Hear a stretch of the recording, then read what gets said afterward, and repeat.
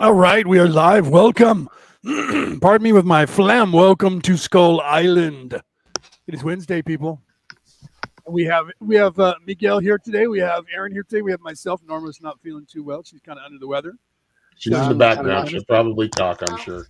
She's in the background. She'll Yeah. probably talk. I'm sure I heard her. yeah, I'm not feeling that well myself, but hey, we're Yeah, you here. look a little peaked there, buddy. Yeah, Mike's not doing too Uh, well either. He looks a little peaked. yeah, well, That's you know what? don't Hey, let the tan life don't gets let to the us tan sometimes, fool right? you.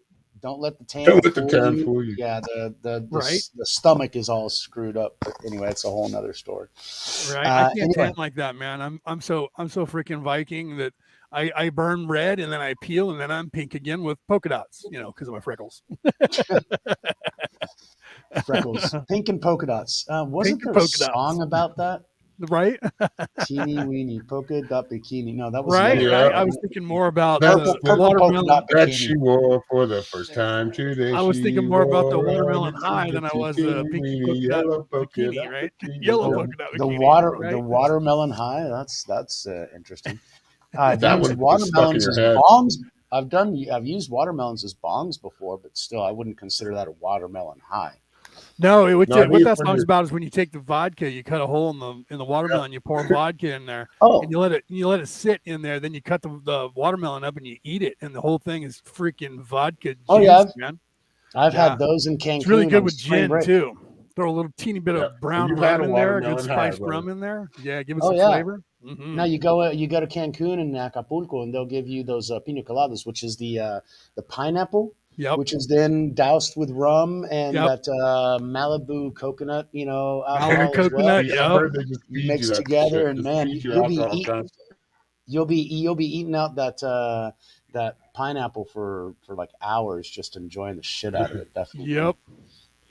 Yep, and yeah, that's good stuff. It has good, you got the electrolytes, right, and the sugar also ferments into stronger alcohol. Oh yeah, baby. Oh, Yeah. and Oh the man, it heat tastes like shit, because but you're it on The the tastes heat. beach, pretty so good. Yep. and they Right. put And the ice in heat. it, makes it better. Oh, good stuff. Good Right. stuff. All right. So everybody, share this out. Share this out. Share this out. Right. Welcome, guys. Um, we're multitasking here. We're multi. What are we streaming live on? Where are we at? Facebook, We're YouTube, on and D what's the Live. other And one? D Live.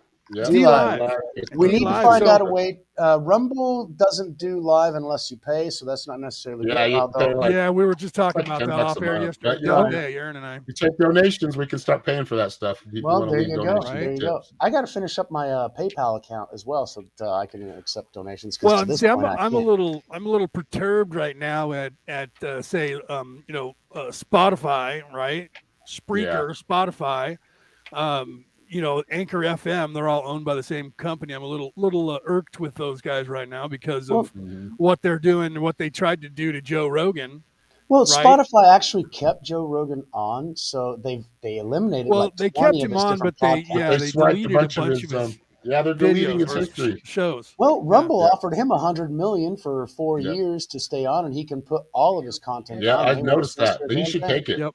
He Uh should huh. take it. Absolutely. Oh I Because yeah, don't at know this his point, life, Spotify, but I would at this point, Aaron. I agree with you. I would at this point. What you do is you make sure the contract is signed. Then you make a big ordeal and you make a big public statement that you're pulling your brand yeah. off of off of there, their and bullshit. and you're moving your brand to another place. And watch, everybody's going to go there to watch him. You know that he's got the And that he's got the helps, most dude. popular That That's so why he helps with gets podcast help. in 100 history. million because Yeah. that's how many viewers Yeah. he's got. Yep. No joke.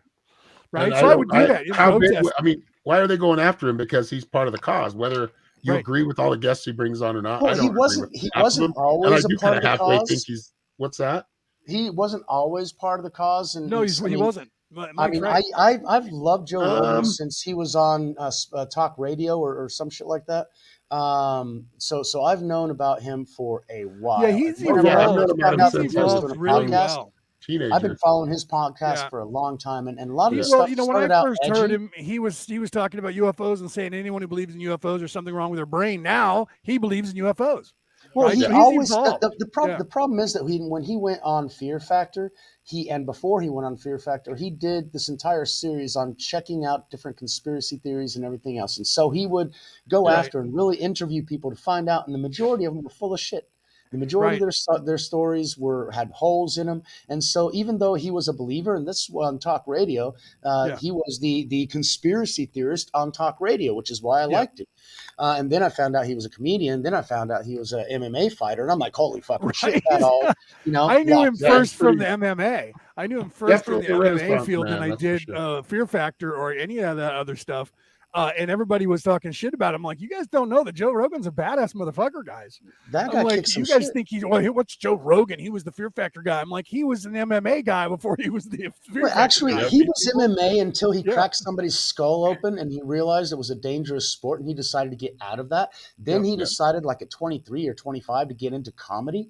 And so Yeah. he's been doing that for a while. I've known him as a comedian. That's how he got into Yep. talk Oh, I radio. remember him After in talk radio, he went into Fear Factor and all other kinds of bullshit. But on his what's that podcast, first show he was in? He was in a talk show in a radio, sitcom. talk Talk radio, radio. Yeah. talk Talk radio. radio, yes, Yep. yes. And so once when he started his podcast, it was interesting because he was out there. He had his friends that were his fellow druggy friends. He was smoking dope on air, and he had Yep. his whiskey and everything else. He had Alex Jones on, and he had all these conspiracy theories. And that's when we get Graham Hancock and Yep. the other guy who was on the geography and that sort of thing. And then they just went all over the place, and it was okay. But then he started getting big and he started getting pushback, and lots of people started complaining about some stuff. And I saw him edge further to the left. And then I Yeah. saw him become more neutral. And then he became more careful with all the things that he said. And at that point, he was, interviewing Neil deGrasse Tyson and all these big philosophy people. And I'm like, well, fuck that. He's part of the system already. But then, he tries to go along with it, but he's his own person. I mean, fuck, he Yeah. goes to Alaska. He flies to Hawaii to shoot buck with a bow and arrow. Right. I mean, who the fuck does that? Right. But My these brother does that. My but brother's these a are big avid hunter. well, see, the thing is He that kills these it, man. are bighorn sheep that have taken over parts of Hawaii, and they're not Yeah. native to the area. They have no predators, so they have to do a culling Yeah. yearly. Otherwise, they take over the place. Like what was it, rabbits or cats that took over Ireland at one point? Yeah. Feral cat problem. So he goes in there, and it's really justifiable thing. But he does his own things, and so now he goes on to the ivermectin and the other things that he was on, and everybody gave him shit for that. And I'm like, my doctor recommended it to me. I talked to all kinds of people, and well, let's find out who has it. Then he brings other people to speak their mind. And people go ape Yeah. shit because they don't like people speaking their mind. You cannot have an Right. opinion that deviates from the beast system. You must agree with the beast system. You must bend the knee to the Yep. beast system, or it will destroy you. Which is why I want to take your project, Leo, and make it global. I want to integrate that into a construction project that I can actually do and sell the project to many others that have. You have a plot of land. Yep. We can do this with your land. Yep. Multifamily housing, fish. You got your green yard. You got your photovoltaics. Yep. You've got your own portable filtered water, and I've got the entire process to be able to filter that water and make it drinkable and healthy for you. So all of that you can do, and you can integrate into your one little property, one property at a time. It doesn't Yep. have to be huge condominiums of things. Nope. Bullshit. Yep. One individual property, one individual owner. You have a plan. You can do it. Create your own community. That's what we want to do to get out of the beast system. Otherwise, we're screwed. That's part of that parallel. And that's what we can bring it back to Joe Rogan, which is he is the voice that speaks for the people or allows the people to speak. Yeah. And that is a good ally to have, whether he's got Agreed. connections, and he does have some connections with some shady individuals. I mean, but Well, that who are part doesn't? of that. Come on, that bro. Who elite. doesn't? But Come on. Rumble's offering him $100 million to bring with no censorship. I mean, I'm going to give props to Rumble. That Yep. is Rumble, and they're one of the biggest platforms. Well, I started off on really- Rumble. I love Rumble. I think Yeah, it's I mean, I freaking feel fantastic. like they're getting more balanced. They're not right or left as much as like they were way more right and not enough left. I feel like the right and the left all have a good balance, and it's mostly independent thinkers. Whether you're the right or left, they're not playing that game. They're just talking about the things that they'd like to see and the things they don't like seeing, right? So there's a very measured perspective on Rumble, and I'd like to give him props. I mean, we're not going live on there yet, but we will eventually. Right. I'm on Rumble, but I don't go live there. It's an archive, and I haven't put anything up there recently. But I was I for a can't long put any time of my there, so I live got quite a streams few on up. there.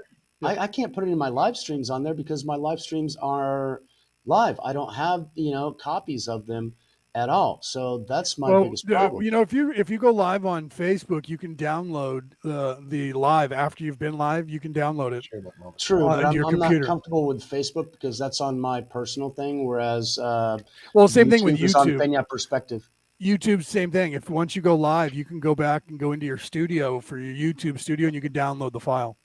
But I have to have YouTube. You have to have something. Prime. Yeah, you have to have something that you can download it to. No, but I have to have YouTube Prime, don't I? No, I don't. Oh, just with the studio, I can download it. Yep. Well, fuck yeah. You just go into your videos, and then you go into the studio to take care of the videos to edit I'm or doing whatever. that tonight. I'm putting everything up on Rumble. Fuck, I didn't know that. Right there, brother. You bring up one show, download it, put it back, pick up the next one you did the week before, download the motherfucker. Yeah. Oh yeah.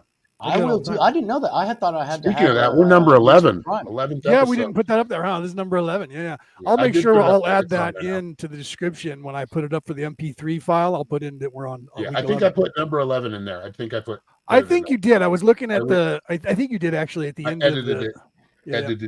Edited it. Yeah. So welcome to everybody that's in the crowd who has said hello. Denise, Ariel, welcome. Right. Norma said hi. She popped into the chat there for a second. Peter just showed up. I highlighted him and threw him up there on the screen for you guys to see. Make sure you share this out. Share this out, guys. Yeah, is that Groot that Peter has on his image? Is that what? No, that's his face with a beard, bro. That's his face with a beard. Holy shit. He's a druid. That's him with a beard fuller than mine, longer than the one I have right now. He's a druid, man. Holy shit. Well, he was in Vikings, bro. He was in the TV series Vikings on his Holy shit. All right. He was in like every episode, dude. He was almost in every shot. He was literally, whenever they showed Ragnar, he was always standing next to him or behind him. Whenever they showed Lagartha when she was being queen when Ragnar was gone, he was sitting next to her on the throne. Oh, well, shit, I need to watch that. I've never watched Vikings, so I've watched half an episode, and now I'm going to have to watch it. Because I'm in Peter's Peter group. Right there, I loved watching his group, and he changed the icon to the group. What is it? He's got a great sense of humor. I love his sense of humor, man. He's funny. Oh, definitely. So shout out Peter, and I hear tell Peter says he's got his new laptop and computer, and he's going to have a buddy of his install it all for him. So he'll be ready to go on air soon. Wink, well, wink. Sounds like he's going to be part of Skull Island. Know what I mean? Say no more. Yep. Say no more. Yeah. Sounds like so he's we're going to have Skull on Skull Island and back on Orion Rising Absolutely. again once we get him up and operational. So good to go, Peter. Let me know when you're ready, buddy. Definitely. So we'll get him back on the air. So my eye is still bloody from last Wednesday. Yeah, man. But it doesn't help that every night I get high, so I'm constantly shoving a bunch of oxygen to my eye. Well, what the hell happened? What happened last Wednesday? On two. Okay, now, we figured this out on my show on Friday. Check this out. So we did the solstice, right? So Embolg was Monday. Well, no, it was Tuesday. So Tuesday night. Now, Embolg, right, is the alignment. So we're halfway between the two solstices. We're at the 3-month time period. And now I'm getting I was hearing me through your microphone. So, pardon me. So that for the pagans is another ceremony that goes the course of the year, right? So we're doing all the stuff we did show, and the show was on 2/2/22. So it's Imbolg, it's a new moon, it's 2/2/22, and we have all these retrogrades. So on Tuesday night, when I was sleeping all night long, I was dreaming and restless about fighting to free humanity, myself and the entire planet. And somewhere during the course of the night, really like way late in the morning before I woke up, there was this really intense moment at the time, and I'll show you my eye. There was this intense moment where I bore down and I cracked the fucking sky. And in doing so, let me show you my eye here. You look like one of those black-eyed children. Right? So I cracked the fucking sky and I blew a blood vessel in my eye, and And it actually, I think it bled for about 4 or 5 days. I thought it was, Holy just like shit, when you dude! first How'd you do do it. that? Just poking yourself or what? No, I was sleeping, and I was in my sleep. I was like fighting for, so my body was stressed, and I remember tensing up. My whole body tensed up, and I was like literally in this place where I was using magic, and I was literally fighting against the forces of evil, like as if I was fucking Merlin, bro. And Well, you're I in was battle. just super intense shit going on, and I remember waking up, and my entire body was just. Damn. And then when I got up and looked in the mirror, I I realized just got by over bearing down like that, sick. I blew a blood vessel in my eye. I Well, just got that's over getting what sick spells right will around do to that you. time. Yes. Yeah. And then when I'm talking to people, like just now when I referred, and Aaron was like, wait a minute. Yeah, shit was going on with me too. I find out people around me that I know that I've worked with, they're like, dude, I was sick that whole day. Dude, I was restless and freaking out. My body Yeah, was with you. aching. I was fucked up, which is why I couldn't come on the show. Right? You know, That's what I'm saying. still trying to get over that crap. That's what I'm saying. So a lot of shit happened on Imbolg that was serious shit. And when I was on Ryan Rising on Friday, we talked about it, and that's when I started realizing, wait a minute, and put the correlation together. Brand new moon, so it was a new moon, zero moon, new moon, right? On Imbolg, 22222, right? 2222. New beginnings. Right? Yeah, and new beginnings and all of this, and we were under attack. There was a psychic attack on a large scale that we fended off. The people fended off at that time. And if you look at the things, you look at Joe Rogan, when did that happen?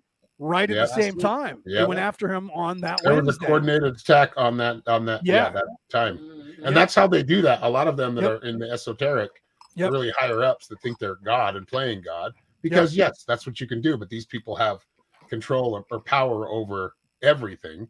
So, that right there was a big move by Rumble to say, hey, Joe, come over to our place. Right. You can keep all your videos and bring on whoever you want. Yeah. This is, it's not this cancel. Well, you know what they turned it into? Did you hear what they turned it into? We don't like Joe Rogan. It's more about this is an intelligence operation. Yeah. From the highest ups. They went after him because he said the N-word. Yeah, when he was talking about Richard Pryor's special. Right. Richard Pryor, who said the N-word like more than he said any other word. Everybody knows, dude. CNN, all these big news places, most people see that it's all bullshit. Yep. Whether they want to admit it or not, they see it. So there's desperation going on from the higher ups, from the so-called elites. I like to call them the predatory class. But I think there's a lot of good moves being made. And we are going through a psychic battle right now. And we did just get through a psychic battle. Yeah. Go ahead. Sorry, guys. No worries. It is a psychic battle. It is a spiritual battle. We are. Oh, right. And now Peter's given us. I'm going to put it up on the screen. I'll read it for those of you who are listening on the MP3 file. Peter from Ireland put up last Tuesday. That's what we're talking about, Tuesday. And then Wednesday when we were doing Skull Island. Tuesday was when this all happened. It was in bulk. He said Tuesday. He says is a day for Bridget's Day, right? So that's where you get, and Tuesday. That's also a character that you should probably look into. That's where that comes from. The word two is a person, a goddess, in Bridget or bride, or however you say that, Bridget with the D or Bridget with the ET. Bridget. Yeah. Day, and it starts at the end of winter and comes into the summer solstice. So see the Celts, we celebrate not just the 6-month increments, but the 3-month increments, and then the 1-month increments as well, the full moon and the new moon. Yeah. So that's what he's referring to here, right? And so it's the end of winter, and even the Vikings did that. In fact, Amon Amarth, a speed metal band, wrote a song about it called "In Pursuit of Vikings," where they talk about that day in Imbolg when the thaw starts to happen, winter is over and spring is beginning. The god, the Pan, the Green Man, the Hern or the Horned Stag, at that point is being born. At that time, and as he grows and starts to give life comes back to the world, and it's the cyclical nature of the planet. So this Imbolg is day one of our New Year's Day. That was the ram. Yeah. So what year did we just get out of? Right, it was the ram. Right? Exactly. So day one.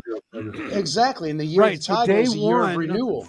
according to Yep. the mythos of the Vikings and the Celts, the New Year was that day. That's the New Year. The Yeah, actual that New is Year very good. is Yeah. Imbolg, and then so on that day, And you that's can the day feel that it. the You god is can born. feel it. Also, So Happy I New mean, Year, man. Yep.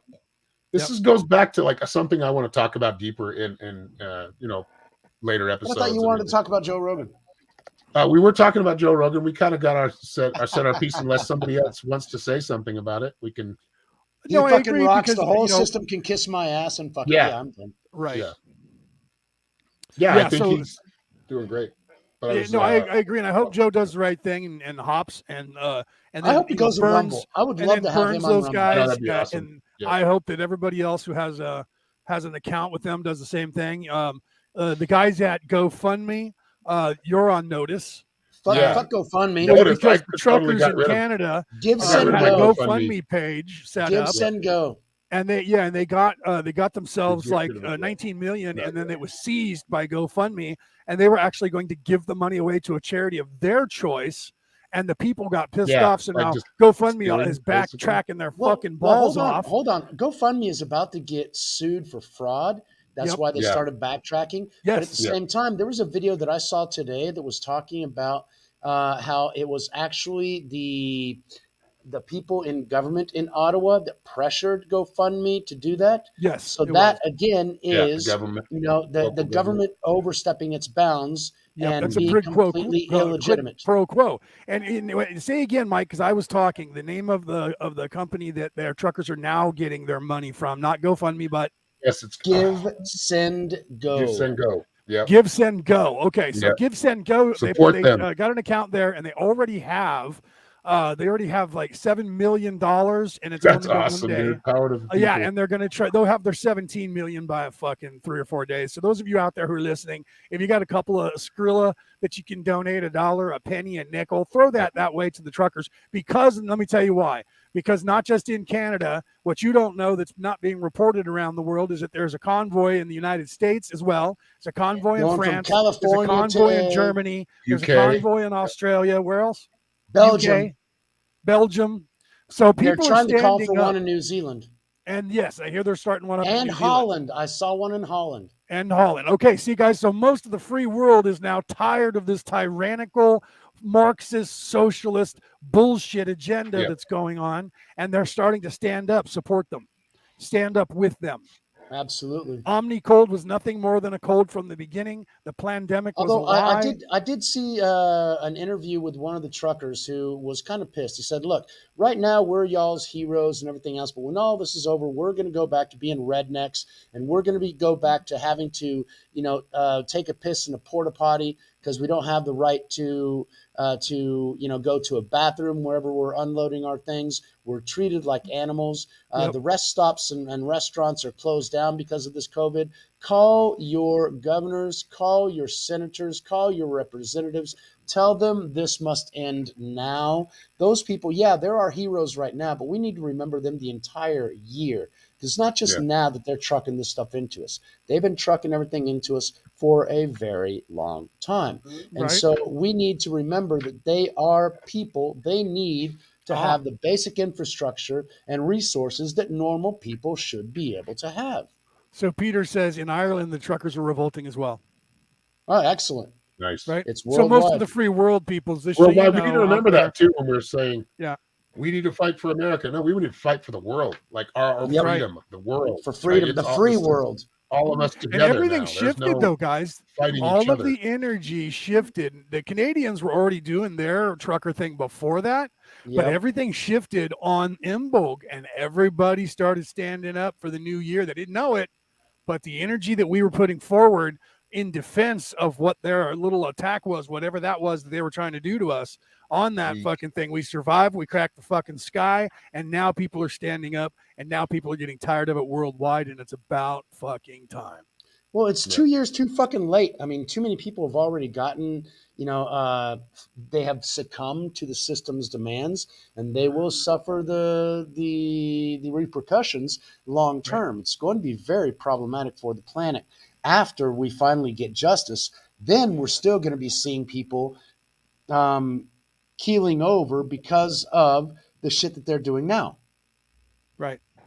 That's unfortunate, but it's collateral damage. I mean, at this point, it is what it is, and we have to do what we need to do, right? You're not going to stop a fight because some will die later on. Because after all, everybody will fight.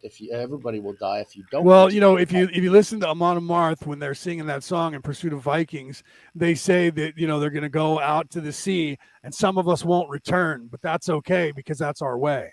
Yep, that's exactly the way it is. I mean, it's not because you're afraid you're going to stop doing something.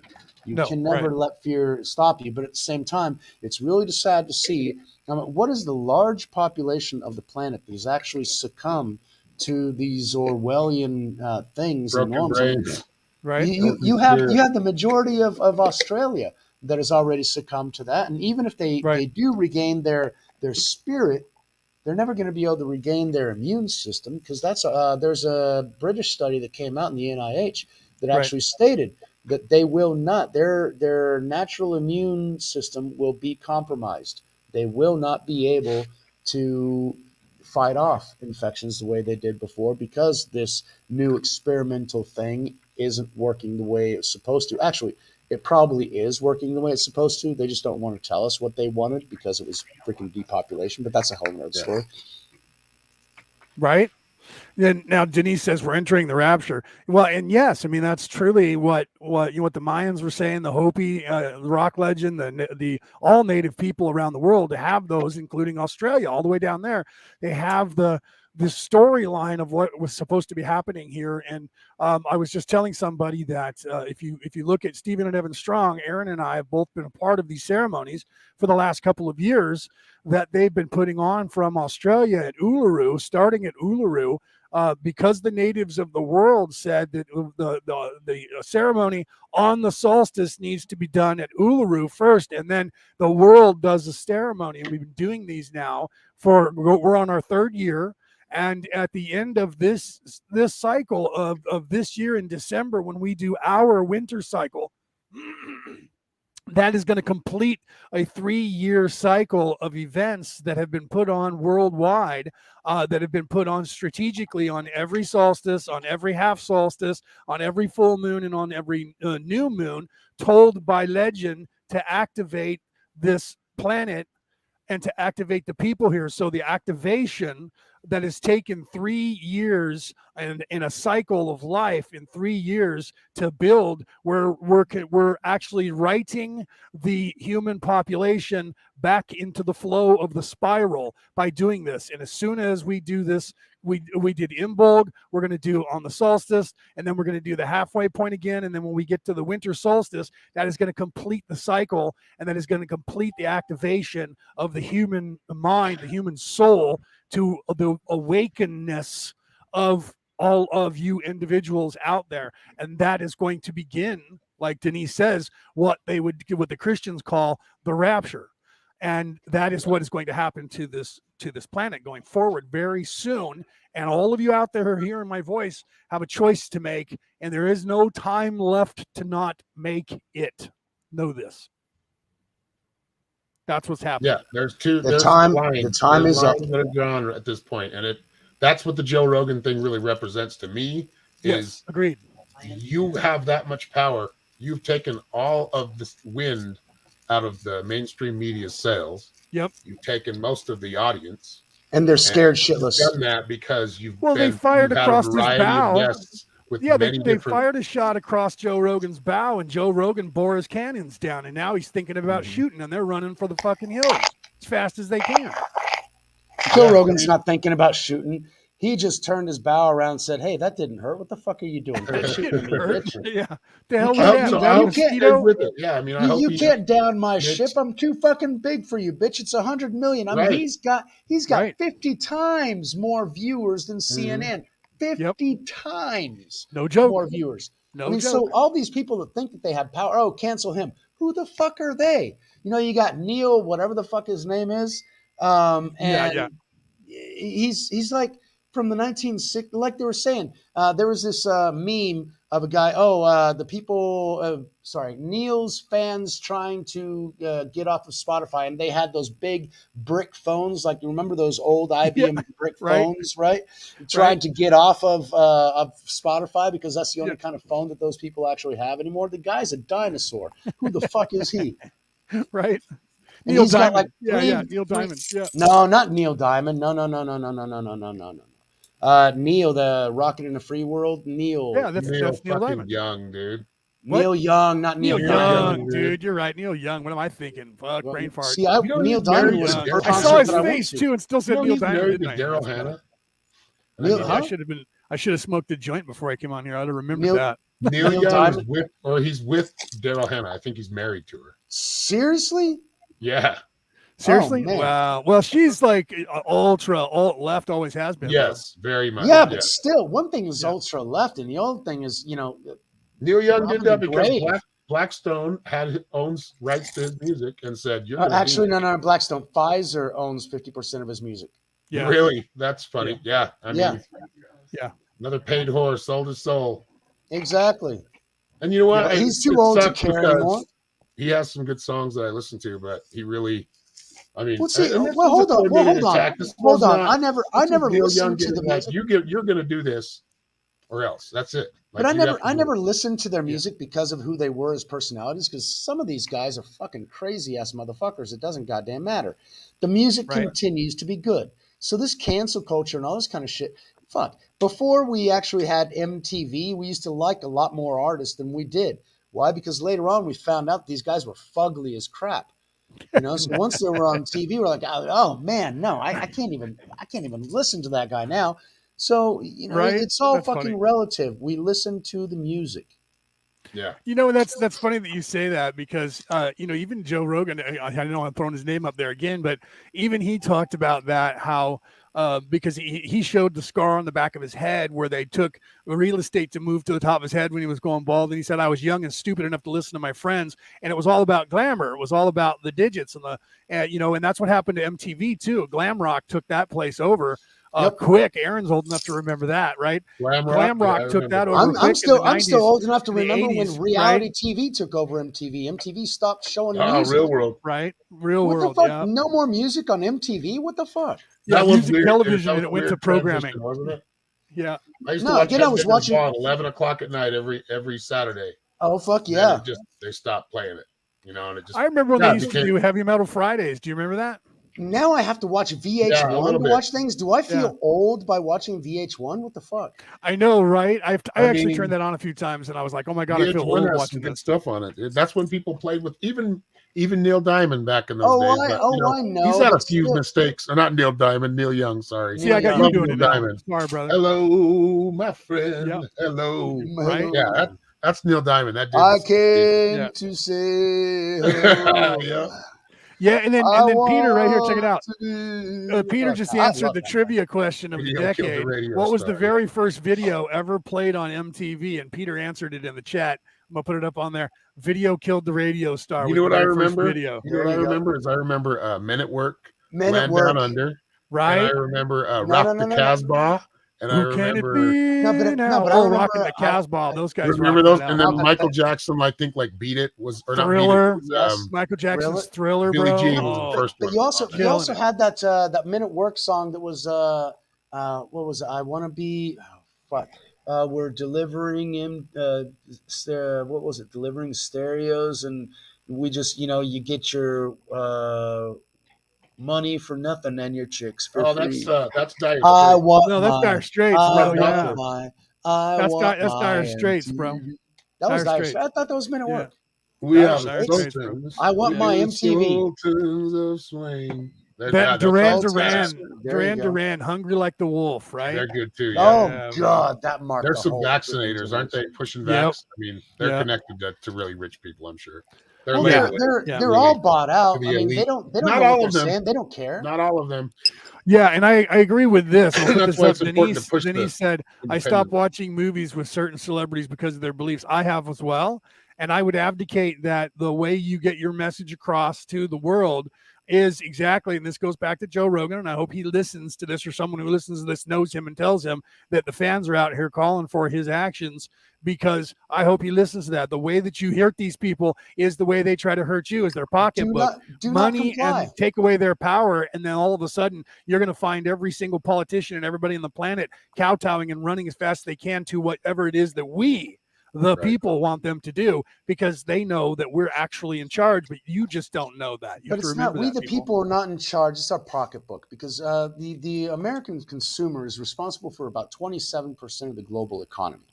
All right, so what does that tell you? That tells you that the power is in the hands of the American population. Now the money is in don't buy. Yeah, exactly. However, they're always chasing after the money, and there are people that have more money than the individual consumers that end up influencing them, like Pfizer. They build those big nuts when they get famous. They make some money. They start building the big nut, like big mansion, big car, or fancy cars. Right. Just excess, and then they got to pay for that.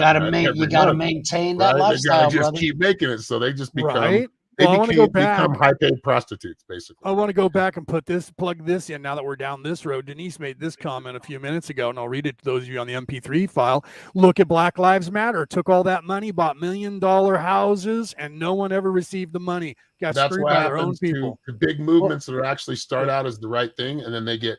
That one, I think, is by Soros, right? That one's no. The Bowel Bloomberg, the Bloomberg, Soros, and the Hillary Clinton Foundation. The bowel movement was actually a BLM bowel movement was actually a Marxist takeover. Two of the founders of the bowel movement were trained Marxists. Yep. So that they went to the school. Went to the school and were taught. Yep. That is a Chinese propaganda tool to divide and destroy America, to make it easier to take us out from within. And you guys, then you got Nancy Pelosi telling us I'm not going to push that war shit. And then we got Nancy Pelosi telling everybody to please don't protest. Yeah, I know that's the circus, brother. All that shit's the circus, man. It doesn't mean anything, and it doesn't matter. I mean, look at Ben. His name is Ben Dover. He says, "I don't have anything against Chinese people. You ever fucking see Bruce Lee? I think Eddie Griffin did a bit on that. He's like, you want to fucking go to war with China? You see them motherfuckers practicing every day, know the flow, they know the way." And if they fight, they will die for it. You don't want to go. No, we don't want to go to war with China. Let's not rattle our. Here's the thing that it's the same around the world. People confuse a governmental system or their policies with the individual citizens, right? Yes. And their government's just as crooked as ours. Right. And so the truth is this, right? The truth is we look at the Chinese people. I don't have anything against the Chinese people. They're the ones that are being, their government is corrupt. And so when people look at America, they have to realize the American people aren't corrupt. It's the government that's corrupt. Now, is there a complacency problem? Absolutely. I mean, come on. The Chinese people outnumber their population of their government officials, and everybody was in the military. So the entire country is a military. So if they wanted to overthrow that regime, they could step up and do it, right? And the same thing here in America. I'm not advocating that. My point is that with restraint and control, we don't have to do those things, and we should be adults enough, and this is what Aaron was alluding to, and so it was Mike, to understand that it's not the individual personages or people of the planet, it's those rich and elite people who are in charge of the government. Because when the war started, the people of those places die, and the people of our place, right? You know what I mean? People die, and not for good reason. So we don't know the whole story on China. I mean, we can look at things and we can read signs of things. The most scary thing for me is a lot of the papers, sign your passports and shit. And that's the scariest thing for me. And that's happening all over the world. As you can see in the news a couple of weeks ago, they're showing you all these people that are really hardcore about it. All these leaders. A couple of weeks ago, are actually from the young global leaders, which is tied to the WEF. And so this is a coordinated effort, and this is against the world. Now, we can be distracted by what China's doing right now, or we can actually spend some real time and look about what we're doing within our communities, what our communities are doing, how we're handling it, how we're able to learn how to create that parallel society, and stop worrying about like what the government. Because I have people that are in the military that we're pretty high up, worked in the White House, worked in the Pentagon. And I ask them questions sometimes, but I know that they're still part of that system. So to a certain extent, they are trauma-based mind controlled. So, and they are very patriotic toward that, that government structure, which I'm not. I'm for self-defense, Right. but I feel Agreed. like we cause more trouble and try to start more trouble than anybody does on the planet. I mean, that's my opinion, but we are Yeah, the but evil who's force we? with the Western. Yeah. Because No, are you and are you I have referring not. to the See, people, or are you referring to the government? No, Yeah, I'm good talking question. about the people that send people to war. Exactly. Yeah. Now, That's what I'm talking about. what I want to Yeah, highlight agreed. right here is because when I came down to Brazil and everything else, and even when I was in Mexico, I would find those attitudes to where, oh, Americans suck, and oh, you're an ugly American or whatever. And I'm like, look, Right. you don't know Americans. The reason that you dislike us is because the CIA took over your fucking country. The Right. military coups that were caused by the CIA. So your problem is not with Americans. Your problem is with the same people that Americans have a problem with. The fucking Yeah. CIA and the ones that do the foreign the foreign bullshit for the U.S. We get involved Which in we too end much up shit we're paying not for. supposed to. We're supporting that shit. I mean, Right. we're Yeah. all supporting it. Yeah, but the And bankers are actually pushing it. They're making Yeah, a profit, and they right. I suck it get out it. of everybody. But, this is where we're at right now. Like, we really need to look at these bankers, and that's where the problems are. All of them, all of the major problems we're dealing with in our world that aren't natural, and some of them that appear to be natural but aren't. Yep. Yeah. This is where we're at. We need to look at the tip of the spear, and the tip of the spear is not each other. It's a certain little few that all work together and have really made a big push forward and volleyed a big attack at us for the last, years, if you want to look at it. But the last big one was Decades. the last 2 years at least, that we've really been able to see it. And I think Two centuries. our mindset needs to get out agreed. of the whole. Agreed. I mean, it's good to be we want to protect our place, our land where we're at. Like I said, really, that land really isn't ours anyway. We were born here. We didn't, you know what I mean? Or we moved here. But I don't really think about it as I'm more of kind of a global, I don't want to say citizen, person. Well, Well, see, I take the native. I take The way I look I at take the Native American or the native North American continent attitude towards that.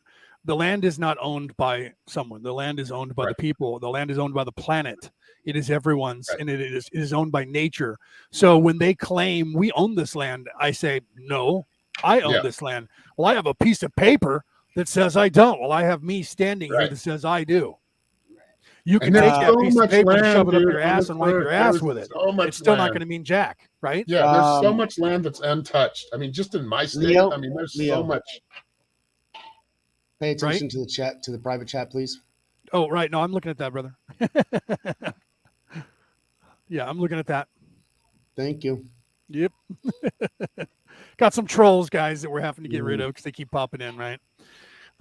Yeah, we first had Bend Over, which I thought was funny. Bend Over, right? Yeah. Now next is going to be Huge Organ or somebody like that. It's going to pop in, right? Mike Hunt. That's going to be so bizarre. All right. We got talking. I didn't see him. Usually I zap him when I see him, but I looked down, and just as I looked down, he had put it in the chat. And before I could click on it, it popped up again, and I was like, "Oh wait, let me get that. I got that, bro." Right. No, it's going to be especially on YouTube. Yeah. Get those that's links. just we got trolls because people are children and they can't help themselves. So they're they spammers. They're just spamming their that. stuff, whatever weird shit it is. Well, like I tell everybody, when you get that happening to you, that's when you know you made it. When you got people who can't help themselves, but they got to come in and what's funny about that is you can tell just how deviant their childlike mind is because they actually think that shit's funny and they go, "Oh, I showed him. I just made a character." I mean, dude, I think I'm guilty of like talking shit, like drinking and talking shit, like tweets. Oh, dude, I'm like, right. I've done it, but yeah, it's bullshit. Like for people that actually here's another one, right? We don't know. We don't know. Come in and like leave a comment. Like, dude, I get it all the time when I'm doing readings. You're not giving this away for free? No, fuck no. Right? Like, this is what I do. This is how I pay my fucking bills, so I can give you a reading. Yeah, I'll throw you a card and I'll give you a reading. I have no problem doing that. I like doing that and giving people like a daily message or something. But yes, this is what I do. This is my work. And people just think, well, this is God given, so it should be free. I'm like, so is your, ability to work. But you don't do it for free. Right. Yeah. Well, you wouldn't go to your car mechanic and say, "Here, I need you to fix my car for free." right? You don't talk Right. to your doctor. Your doctor says, you know, I'm going to have to do surgery. Okay, well, you're going to do that for free, right? Yeah.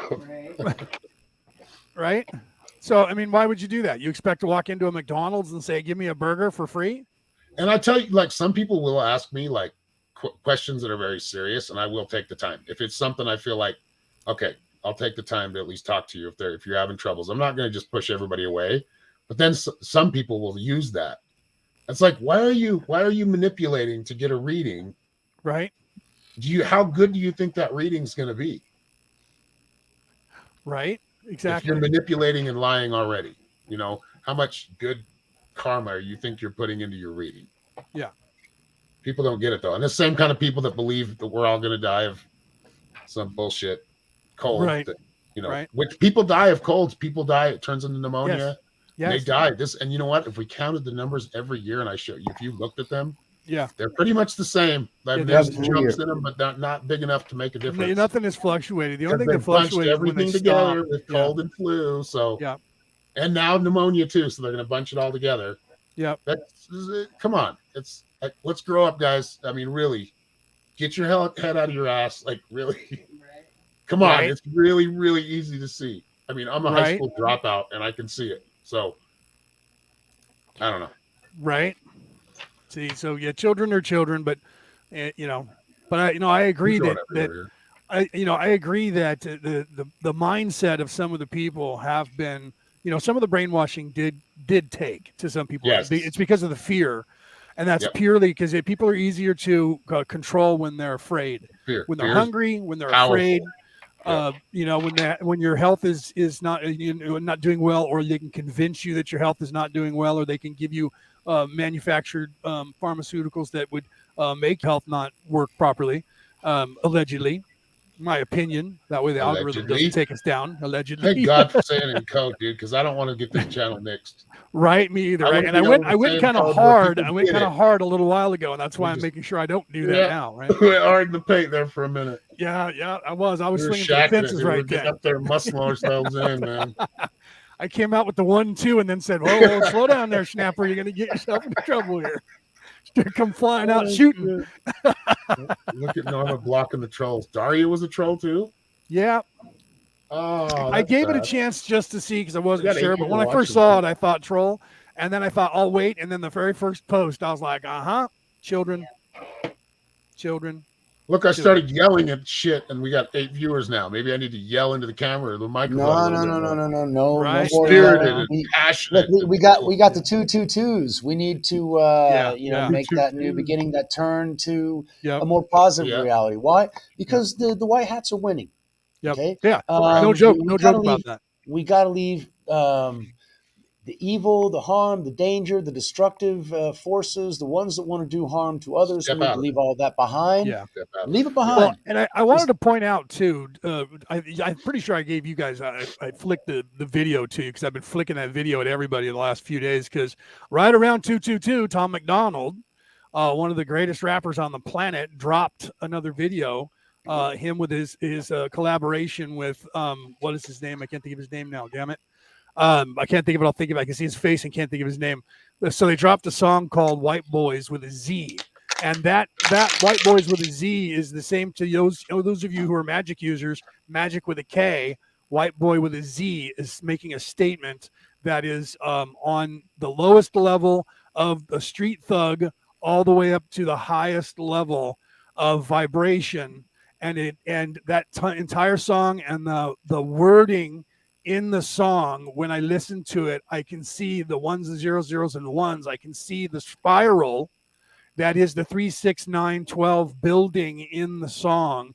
Tom McDonald and the guy who wrote it with him, geniuses, and he put everybody on notice. And he's talking about literally this. I want to get into the spiritual aspect of this and explain Alex Coolier talking to the Andromedans. The Andromedans say this group of people called the Patal, P-A-A, next word T-A-L, Patal, are the group of people that were in the 11th density, the 11th dimension, and they decided as an entire species to volunteer to wander, to come down to Earth and be born in Earth bodies to hold this fucking line. They are what in the Chronicles of Riddick were the Furians, what we call the Vikings. Okay, these people came to this earth because in the future, 8,000 years into the future, the Andromedans, all of a sudden, this nefariousness, evilness popped up in their society, and they traced it back. Where did this come from? They traced it back, and it came from Earth. Okay, so they came to Earth to go, what the fuck is going on? Oh, I see. The Earth, along with 22 total or 21 other solar systems, were taken over by the Orion Crusaders, their AI god. And that is why you have the Jesus character returning to this planet 12 times, the last of which he used the name Jesus. This you can look into, and if you don't know this, you can watch my show. I did an entire 2 hours discussing this for you, to explain this to you. I'll probably do it again coming up on Friday. So he's talking about that race of people and putting everyone on notice. And if you listen to the words of the song and you watch the video, the chorus of the song, when they get going, I love how he says, that when they're coming into town, he says, you know we're here because you can see the smoke as we roll into town. You know it's us because our speakers are stupid loud.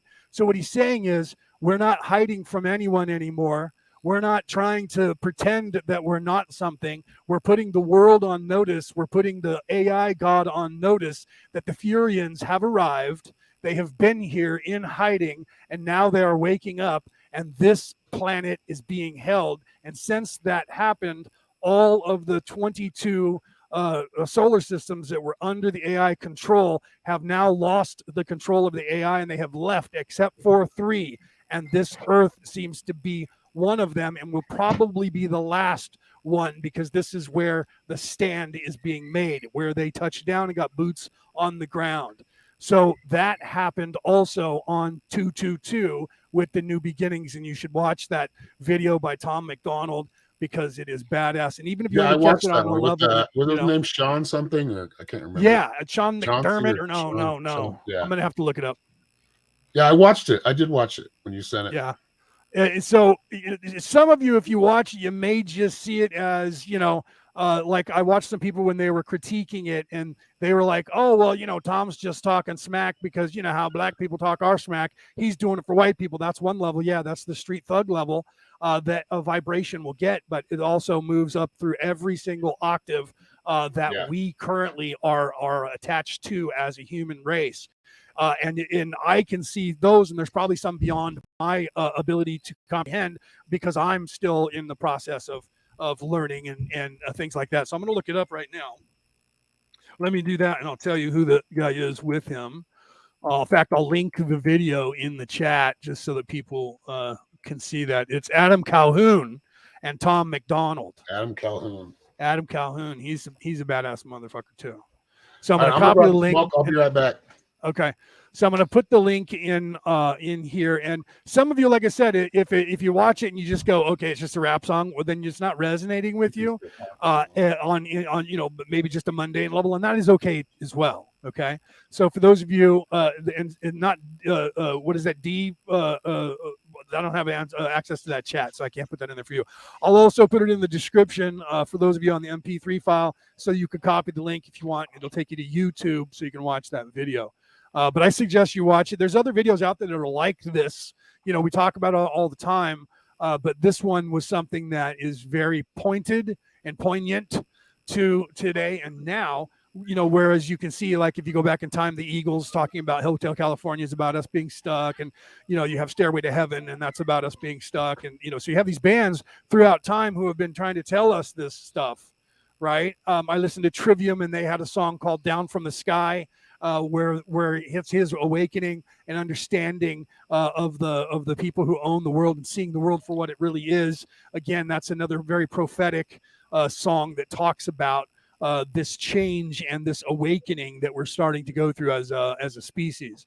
So I wanted to point that out, that this was a new drop from a very learned rapper. If you listen to his other stuff, he has Fake Woke. He has another song that he did just prior to that, that's the second one that these two have dropped. The one prior to that is New World Order by Tom McDonald and Adam Calhoun, and they have an album that is going to be released very soon.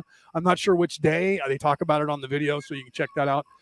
I don't know them personally, and I'm not getting paid for giving them a commercial.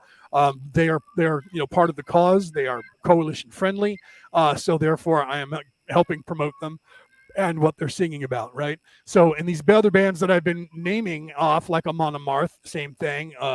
What is it? Public Enemy, Arch Enemy, especially Arch Enemy. If you listen to her singing, the songs that they sing are very empowering for people and very much awake and raising your vibration to wake up. So people think that rock and roll and heavy metal is just a bunch of stoner dudes flinging, screaming and screeching and stuff like that. And that's the underestimation. Where a lot of these avenues we have found that we can reach people because it's unexpected, and the rich and the elite don't listen to it, don't hear it, don't understand it. And that's why that's the art of war. And that's why we do that.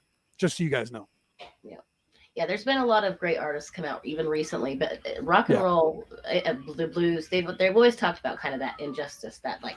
Yeah, right. And that's the avenue. That's been the avenue for some people to get in because of cancel culture, and even before that, because they don't pay attention to that. No one listens to that crazy rock music. Oh my God, it's just too loud, man. Right. Yep. And that's why those people sing about that stuff, because there's an audience for it, man. We listen to that stuff, right? Yes. Yeah. So always, whenever you're watching something, people, I literally spent 8 hours yesterday with my buddy. He's more like a brother. I've known him for 35 years, and he's like my older brother. He came over and we literally talked for 8 hours yesterday, to the point where my mother said, "Okay, it's time for you to leave." Right. So we were talking about this stuff for like 8 hours and just running down the list and these things. So that's another reason why I think it's really on my mind, but it always is these days, because it's a lot of most of what I do all day, all night. Blew a blood vessel in my eye because of it. Right? Goodness. Yeah, that's terrible. Yeah, right. So, and then of course, if I get high, Wait a second, who burped? Bloodshot anyway. What's that, Mike? I'm sorry. Who burped? What? I had it for a minute. It shouldn't have been me. Yeah. That was you. All right, that's it. See, women don't burp, and we just need to call that. Now go ahead. Because I burp all the time. Everybody will fucking know if I burp. Right. It's funny. There's a certain type of woman that is different than other women. Here's an example. When I was living in another city, I was living in a townhouse. So when I walked out my porch, literally there was bushes in another townhouse right in front, right across the block. My buddy from England lived there, and he was dating this American girl, and she was red. Right, she wasn't hillbilly, but she was red. And we were out in his backyard. They had a fire pit there. We were out there, and it was at night, and we were burning some wood, and we're drinking, right, and hanging out, drinking beer, vodka, and just hanging out, talking, laughing. And she had to take a pee, so she gets up, and instead of going in the house, she ran around the corner, and she squats down by the fence, and she goes pee. He goes, "Oh my God, what the fuck are you doing over there? Are you peeing?" And she's like, "Yeah, leave me alone." And he's like, "Everybody is like right here," and she's like, "Nobody can see me." Yes. Right. And I was like, "Let her pee, bro." And he goes, what kind of woman are you? And she says, "Motherfucker, you just got up 3 times in the last half hour, walked over and pissed on the tree." Yeah. Yeah. And I looked, it don't count. Right. I looked at him, and he stopped, and he thought about it, and he looked at me, and he laughed, and he went, "Fuck. Fuck." And he sat down. He didn't say anything. Right. I'm like, "Bro, I was peeing over there. She was watching me. I went over and peed." Okay.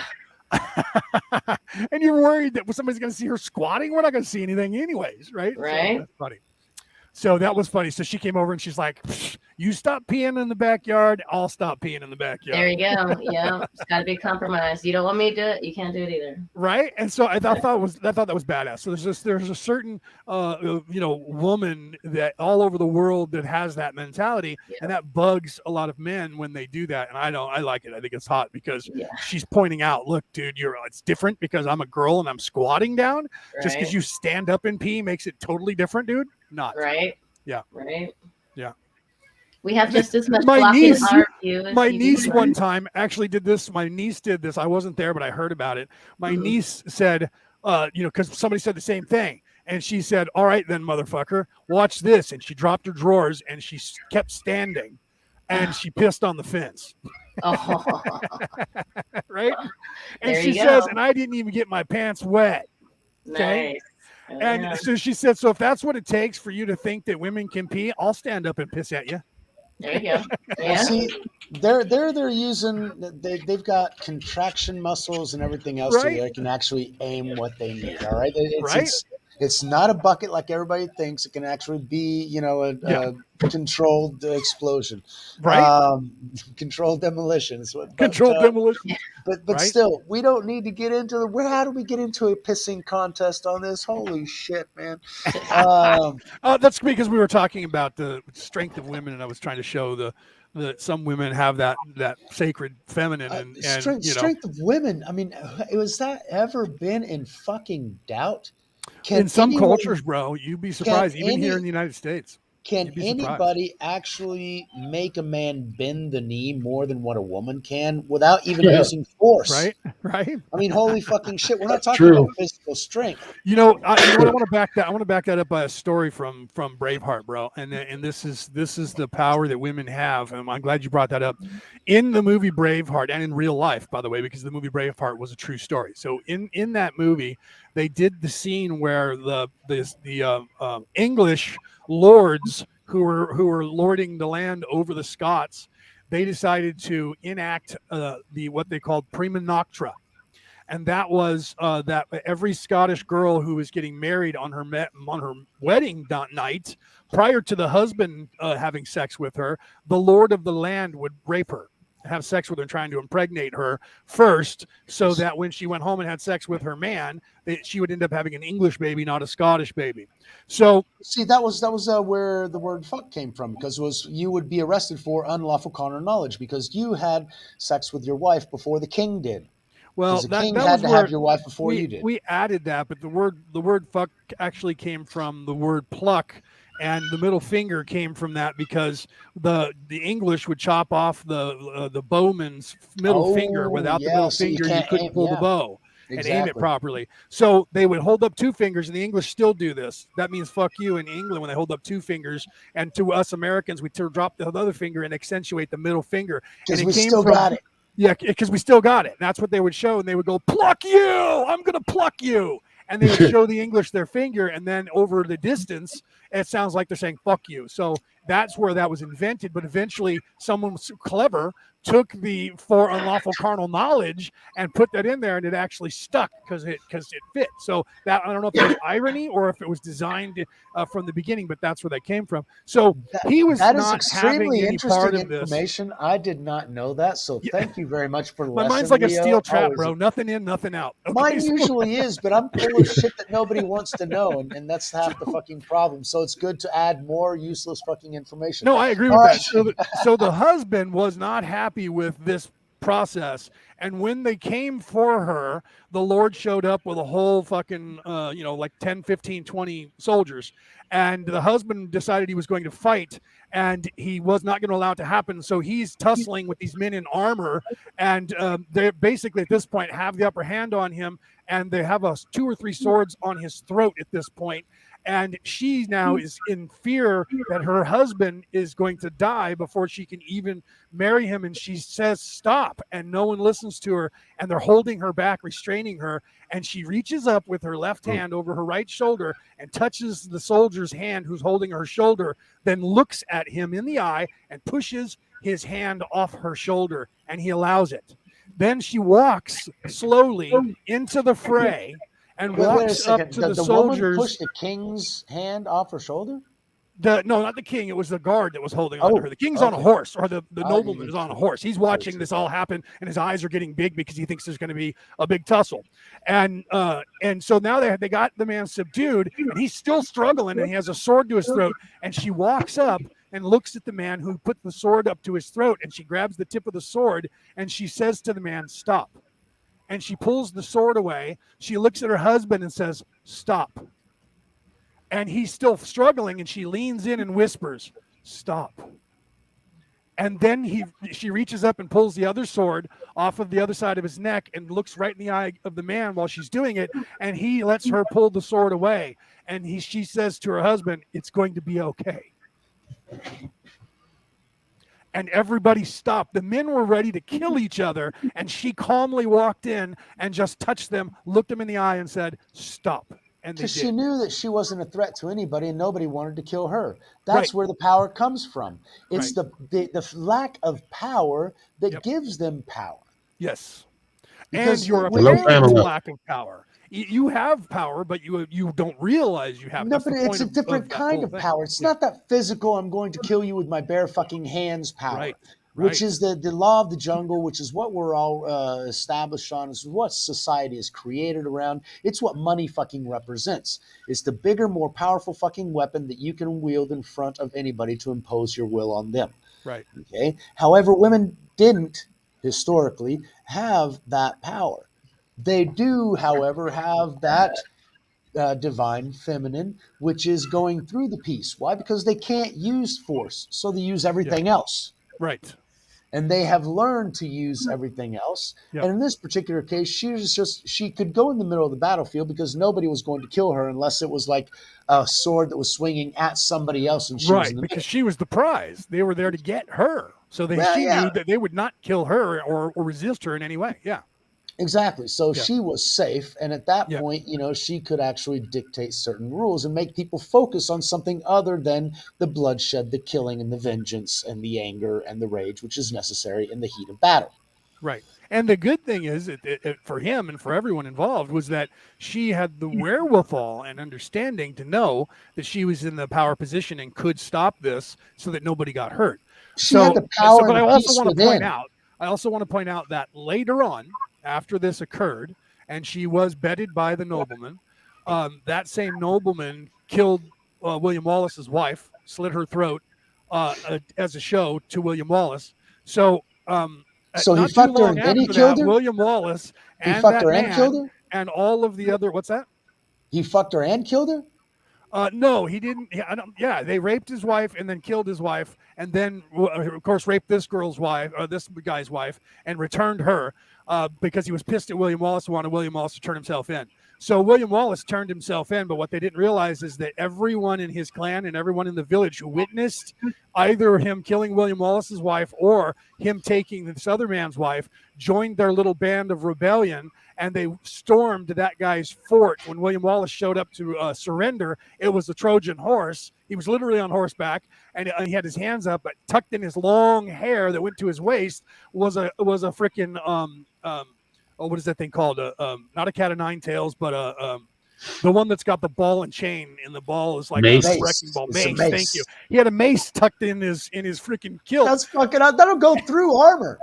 And he pulled that sucker off and started wielding it on his horseback and just started clubbing people's heads. And then he jumped down and started fighting them. In fact, he grabbed a deer antler at one point and shoved it through this guy's throat. And everybody came out of everywhere. Well, when they caught that nobleman, they took him to the post, right, where he had done that to where he had slit William Wallace's wife's throat, and he walked up and he put him on the post. He looked him in the eye, pulled out a knife and slit his throat just like he did his wife, let him bleed out, cleaned his knife off on his cape, and let him die. Then the other nobleman who took that guy's wife, they went to his little castle, his little encampment, and they sacked that one and killed everybody. And then when they walked in, they were wearing the other guy's armor.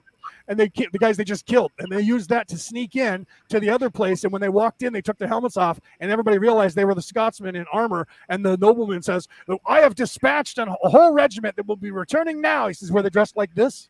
"Yeah, we got them down the road." Yeah. Right? So then he says, "What do you want?" And then the husband, who earlier had been his wife had been taken in that incident we talked about, he said, "Do you remember me?" He says, "Well, I'm here to claim the right of a husband." And he took that same weapon and clubbed the man in his skull and killed him dead. And that started and spawned the revolution that freed Scotland at the Battle of Bannockburn a few months later. Well, that's a deep story. I love that. And that's why they made a movie out of it, and that's why it's history, and that's why the Scottish are so fucking badass. Yes. And they wrote Scotland the Brave after they won their freedom at the Battle of Bannockburn. They became everyone plays it. They played in the Caledonia Club to do the Highland Games worldwide, wherever they land. And they march in playing Scotland the Brave, and they march out playing Scotland the Brave. Melissa's talking about Rob Roy. Is that what you're talking about, Melissa? With no, but Rob Roy, Rob Roy's another yeah, one. she said she's seen both of them. I just wanted to say it is a tremendous pleasure. I mean, ever since I was like 8, 9 years old, reading about Stonehenge and the Celtic ruins and everything else, I always and also Camelot and the Round Table and everything Right. else. So ever since that time, when I was between 9, 10, 11 years old, I've always dreamed of being able to get real British history from Merlin himself. So thank you very much, Leo. This is like well, you do a realize childhood realization come you true. do And it realize just dawned on me. Miguel, you do realize that I have the title of Merlin, right? I know, which is why I mentioned it. And Peter has more knowledge than I have. Peter's also a Merlin. When you hear him speak, you'll know it. Okay. Between the two of us, we pretty much know every bit of history, Celtic, Southern Viking, European history, and most of Northern Europe as well, and all their folklore. But yeah, he's older than I think he's older than me. He's probably younger than me, but he has more knowledge when it comes to the stuff than I do, even though, because he's lived there his whole life. I'm an American, Irish born American, right? So, I'm over here and I have the knowledge that I have, but he's there. So he has the same knowledge I have, plus everything that he's there and can, it's all around him all the time. So, he's there's Peter right there. He said he's 50. Okay. So Peter's younger than me, right? So he's 4 years younger than me. But he has way more. He's a Merlin, way more knowledge than I have. But that's why they call me the history book, right? And it's just because I have a good memory, and that's just. They used to call me the walking encyclopedia, and I had a student of mine call me Professor Google. So my mom used to call me Professor Precise when I was a kid. My grandparents called me Bionic Mouth, but that's a whole nother story. Bionic Mouth. Bionic, that's funny. So there's the Rob Roy, like she was talking about, was another one where Tim Roth played the antagonist to Liam Neeson, and Liam Neeson was Rob Roy, and he came and raped Liam Neeson's wife, killed Liam Neeson's brother, and stole the money that they were going to use to bankroll themselves. And so in robbing them, they couldn't buy the cattle, and then they owed all kinds of money that they had borrowed, and he did all that on purpose, nefariously, to basically put the foot on the neck of the Scots. And the Rob Roy and the MacGregor, it was the clan MacGregor, that he was attached to. They were the biggest Scottish Highland clan at the time, and they were taking down non-noble, by the way, and they were taking down most of the middle class that they could.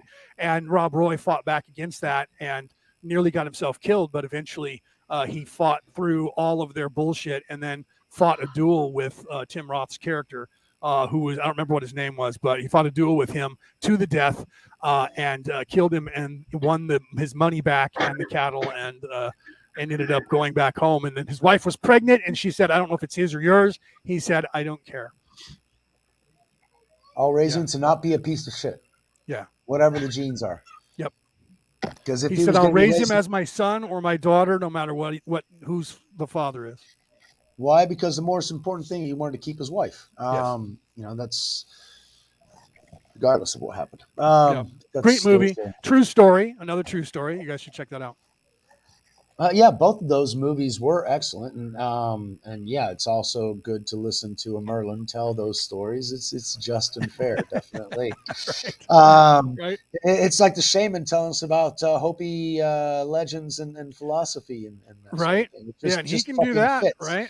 Yeah, Aaron knows he knows what I know. Well, I think we were talking about. I think we're about the time we can start talking about the vibration and frequency and energy. And Well, there we go. Hey, and that's where my segue was leading. I was hoping you guys were catching on to that. Well, see, we've also got what's going on was the Sacred Awakening. I need to make that 1 minute video for you talking about the Maslow's pyramid and each one finding their own purpose and duality and trying to find a base, loving themselves and being able to grow and become better versions of themselves, because everything is a challenge that comes from within, not from our expectations of what's without. And so that was that 1 little minute clip that I'm going to make for you tomorrow so that we can actually start to put that together. Exactly. Yeah, thank you, man. Sacred Awakening. It's one of the things that you were mentioning. You weren't sure if I was going to participate or not. And one of the times that I heard you talk about it. And yes, I do want to participate. Absolutely. And that's what I would be doing my hour on, is each Yep. individual being able to find theirs. And like you said, it's going to be a call-in show. It's going to be allowing people who pay the ticket to come in and interact and find out, okay, you got a question about this, got a question about that. Yeah. How do you find yours? What is it that resonates with you? What is it that really irks your fancy? What are the things that you like to do that because life needs to be pleasurable. Yeah, work is something that other people don't enjoy doing, but if you actually enjoy doing what others don't enjoy doing, well, that's what you should do. Because somebody Yep. will pay you for that, for doing what they don't want to do, and that's one of the focuses. And you find your own niche, your own purpose, and your own raison d'être, and walk that path and go towards it. Once you know where you're supposed to go, everything else just sort of falls in place. And that's what I want to spend the hour talking to others about during the Sacred Awakening. So I'll do you a 1 minute clip tomorrow for Awesome. that, and you can push Right. that So, out. guys, you have 3 months to get your tickets because that's going to be on the Three, solstice. 3 months. Hold on, that A one's in month, March dude. 19th. You Is got a it One month, a one month. month? little over a One month. month. Oh, it's 1 Yeah. month. I'm sorry. You got 1 one month. month to do You got that, 1 month. guys. So get your tickets now because you only March got about 30 19th. days until that Yep. event. So we're going to start pushing this hard. I'm going to start doing it as well. I wanted to point out because he gave me some kudos there. Peter said, and I'll read it for those of you on the MP3 file. He said, over the years, Leonard, he says, you have taught me a lot of knowledge. We're all teachers in the eyes of the universe. You just have to read between the lines, right? Dyslexic is informed, intelligent. He's dyslexic. That's why he mentioned that. Informed in intelligence, a stick gift. That's him speaking to the phone. Gift of knowledge. So Peter is dyslexic, so he has to translate everything with his phone and have the Yeah. phone speak to him and tell him what was being said. Except for when he's listening, obviously, to the non-written word, like I'm speaking now. But thank you, Peter, for that. And I agree. The teach, learn, teach. Over the years, our conversations that we've had have taught me a great deal as well. So I wanted to point that out. And thank you for saying this. He's so humble. He would never say anything other than that. But that's Peter's way, right? The truth is, he has taught me a lot, and I'm honored to think that I have enlightened him in any way. Over the years of our Yes. conversations, right? So that was awesome. Thank you, Peter. Same with me. Yep. Yeah. He made us a wacky video that was awesome. First, That was a great weeks video. ago. I It's laugh on- every it's time on I our watch it. I wall. almost cry. I laugh so hard at that video. I That's love awesome, his videos, man. man. That's awesome. Yeah. Peter's a great support, man. He's always has been. And whenever Right. he's ready, man, he wants to jump out there on the big ship with us, man. You're welcome whenever. Right. So. Yeah. So yeah, there's a comment there. It says perspective, and so that usually right. That's people Melissa's get right. I was just looking at that. Funny that you say that. And we put that up. Right. So, Melissa said she asked what freedom looks to you. Perspective. what freedom looks like to me. Yeah. Well, see, it depends on your perspective of society, because from the Asian Eastern world perspective, freedom doesn't exist because the society and the plurality is what deems necessary, which is why you had the Harry Carey and the everything else. You're going to commit suicide in order to honor your family because you're a piece of shit. And that individuality is lost in half of the planet. Now, whenever you look at the Greek origin of Western civilization, we see the importance of the individual, because everything from democracy and everything else starts with the individual voice, which means that each individual is important for the responsibility of his community and making things work. So freedom is being able to do things that you want to do. The problem is that we live in a society, and so we have to know what kinds of freedoms are human freedoms, what everybody has the right to.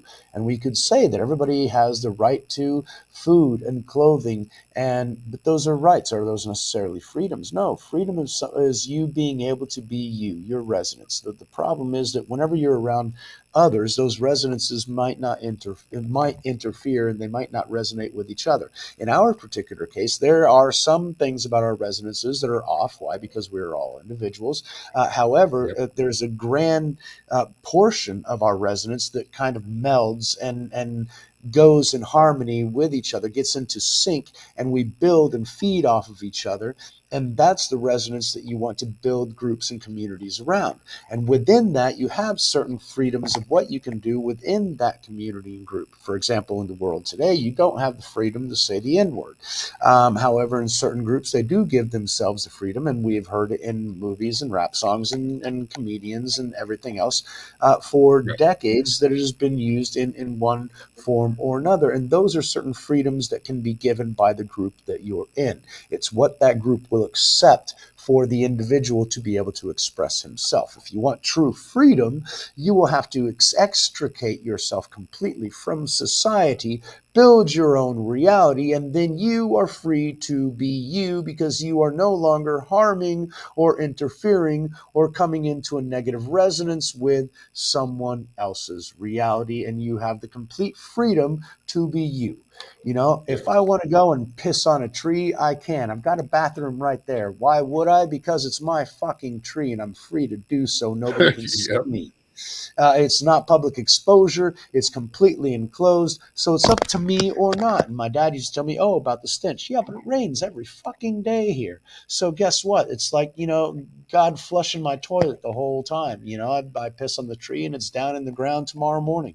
You know, and it's a whole nother reality. You're not going to do that in the middle of the fucking desert because you'll stink everything up. So there are other things that you need to do. But the freedom is that. What do you want to do? Do you want to sing and dance and everything else? Make sure you're not going to be bothering somebody else. You want to go fucking sing and dance? Go ahead, you be you.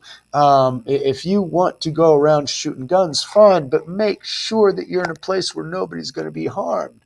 Make sure you're inside an isolated bunker, you know, with concrete and everything else to absorb whatever it is that you're shooting at, and then have your own private little shooting range. Go right the fuck ahead. Be free. Just make sure that you are not interfering with anybody else's right and freedom to be alive, have a Yeah. voice, and try and find their own personal destiny. Everyone should have the freedom to find their own personal destiny. Now, I'm sorry, if your personal destiny is to be an assassin, there might be barriers to you achieving your goals, and I hope there are many barriers to you achieving your goals. There are certain things that should not be looked upon as things that are freedoms that you want to do with your life. But those are basically what I consider your freedoms. Your freedom to choose what is going to be the best version of you, which will be in benefit to the larger society. That's basically what we're here to do, and that's what I Yeah. consider freedom. But it also comes with responsibility. Okay, if I'm going to be pissing on my lawn, well, I'm the one who's mowing my lawn. I'm the one who's pruning my trees. I'm the one who's making sure that, there's water everywhere so that they do grow and so it does wash everything down. And so I'm not just going on pissing somebody else's corner. That's also Right. irresponsible. That freedom is not Well, necessarily a Mike, let freedom. me interject here real quick. I wanted, and you'll see why, and Please. I'll let you continue. I wanted to point out that what Mike just said and everything he's saying, he literally said, creating your own space and doing your own thing. And I wanted to point out that that's the Tao Te Chi. Okay, and Lao Chi said at the last part of the paragraph when he was leaving the gate, and the gate man said, please tell me your philosophy in life so that I can keep it for posterity. And he told them, I'm not going to read the whole paragraph. You can go back into my archives or look it up and read it, but I am going to read you the last part of the paragraph that Mike just explained to you. And he said, the self, the spirit creates illusion. The delusion of man is that reality is not an illusion. And then he goes on to say, one who creates illusion and makes them more real than reality follows the path of the spirit and finds the way to heaven. And that is exactly what Mike was saying. He was literally saying the exact same thing on a level that you guys could understand. That's in the year 604 BCE. The Jesus character who was here at the same time as the Buddha in the same country, which we believe was the same soul, creating in those two people the exact philosophy on and concept of how to wriggle your soul free and find your way to heaven. And Mike just summed that entirely up in a way that everyone who understands English could understand. And I wanted to point that out. Go ahead, Mike. Thank you, Leo. I'm I lost for words now. Sorry about that, buddy. That's why I No, let you that's- go as far as I didn't stop you when you literally hit at the end of the illusion and create your own space and your own illusion, and then you can be truly free. And I went, oh my God, I got to tell him what he just did. that's because basically that's what I did. There was so much programming in so many different areas of my life for so long, Right. that in reality I needed to be able to find me. Okay, because I was always a chameleon, always trying to adapt to all these different places, to all these different cultures, to all these different people and personalities. Because my dad was a traveling salesman and he didn't like to leave his family behind. So guess what? I was a traveling salesman's assistant. So I got to meet all these personalities from around the world and sit in on meetings that, my God, taught me a lot. But at the same time, I always had to be, my dad always said, when in Rome, do as the Romans do. Okay, just don't stand out. Just don't do fuck all. Just sit there, be quiet, and listen. And I did for decades. Because at 23, I was still working with my dad, installing machines and going and trade shows around the world and everything else. It was a lot of fucking fun. My dad's awesome. But the thing is that I adapted to all those situations. But whenever you adapt on a constant basis, you lose your own voice. You don't realize who you are. And that's what I came here 25 years ago to figure out. And it's now in 2 weeks, it's going to be half my life will be in this house, in this place, basically, that I've been building for 25 years. And I'm going to be 50 next month. So it's half my life that I've spent in this reality. And it's really bizarre. It's not what I ever imagined when I was a kid, but at the same time, it's better than I could have ever dreamed. So God works in mysterious ways, but we need to continue to build to be our better selves, and that's one of the reasons why I started my channel 2 years ago. Is because I realized, yeah, great, I'm okay. Sorry. How can I was everybody like, else? what the? Sorry, Me we were too. both Sorry, in the man. control room, and we're both trying to highlight something Melissa said. Mess And we're with going the- back and forth. Blip, blip, blip, blip, blip. Like, what the hell? Didn't I just click on I'm that? like, He did the same thing. Why does it keep clicking down to that one? Okay. That's funny right there, brother. Sorry, Mike. I didn't mean to interrupt you. I just started laughing because we realized what we were doing. I was trying to figure out what was going on in there, but that was a booth mistake. We had a slight malfunction in the control room. Little No studio. worries. we were both trying to press a button at the same time from our own control panel. And we didn't realize it at first. Sometimes, usually, I'll catch it and I'm like, "Oh, okay, I'll leave it alone." And then, All right, I usually do too, but that time I didn't. I was like, "What the hell? Didn't I just click on that? How did that happen?" That's funny, brother. For those of you who are listening on the MP3 file, you can't see what was happening on the screen, but there was comments being made in the chat. And I was highlighting one, and I went to highlight a different one, and Aaron was trying to highlight the one I was just leaving from, and so I clicked on it, and it disappeared, and I went, "Wait a minute, why is the other one still showing?" And I clicked it again, and I looked at the camera, and I saw the look on his face that he did. What the hell was that? He clicked it again. We both looked at each other on the camera and laughed. So those of you who don't know, he started laughing. I'm like, "Oh shit, that's you're right." Yeah. So I looked on the camera, and he's looking on the camera, and we're both laughing. And I went, "Oh, we just did that to each other." So I wanted to explain that because the MP3 file, you guys don't see that on your screen, where there was conflicting banners popping up on the screen. Yeah, dueling banners, man. Dueling banners. No, don't even start that song. Hell no. Don't even Hell go there, no. bro. Doesn't Get that it kid in in your the head. movie, the banjo player, doesn't that look a little bit like a young Joe Squeal Biden? like a pig. Right? Squeal like Right? a pig. No. Yeah, brother, that was fun. That kid can play the banjo, though. That's why he got the job. He's blind in real life, and he really does play the banjo really well like that. Yeah, I that saw kid him. who He played was that in part. Big Fish. You remember that movie? He was in that I movie. didn't see it, but I he believe. was, huh? Yeah. Right? Yeah. That's a good movie, man. You should watch it. It's pretty good. Big Fish? I haven't seen that. I'm gonna have to take a look at it. It's really philosophical. A lot of I think you're the second philosophy. person in less than 24 hours to mention that movie, Big Fish. Yes, you Well, better then watch consider it. me the third, Big Fish. I've actually heard about that. They say it's a good movie, and it is I'm supposed gonna to have be to. philosophical. I'm gonna make a note of it and take a look at it right Tanya now. likes There you it. go. Make a note of it. I'll have to watch it now. Right?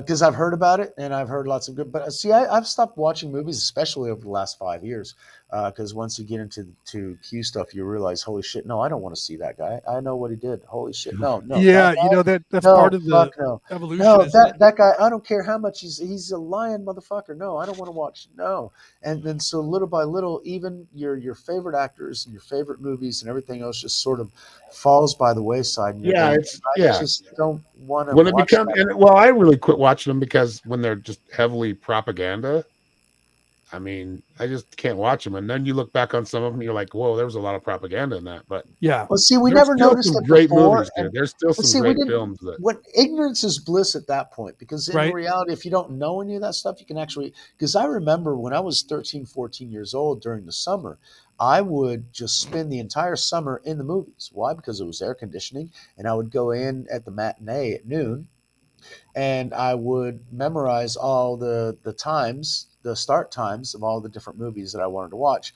and I just in my mind create a little schedule of this movie will be about an hour and a half, hour 45. I'll get out, I'll go to the bathroom for another 10 minutes, and that one will be ready for the other one, which will be in screen 6, and I'll go over there, and that one will end at that time, and then I'll go to the bathroom for another 15 minutes, and on screen 8 will be this other movie, and I'd go till 10 o'clock at night watching movies. I'd watch 3, 4 movies in a day. And I did that every day for 2 summers. And so I saw every fucking movie that came out multiple times. And I loved it. That was a whole different reality that I lived in than I do now. Because when I got here, I'd watch maybe 1, 2 movies every 6 months. Now it's been a couple of years since I've seen a movie. Even on Well, Netflix. that happens when you're, those of you who are out there listening, as soon as you start doing any kind of shadow work and you start raising your own vibration, you will find that it doesn't matter what you think your life is like and who it is that you think is around you.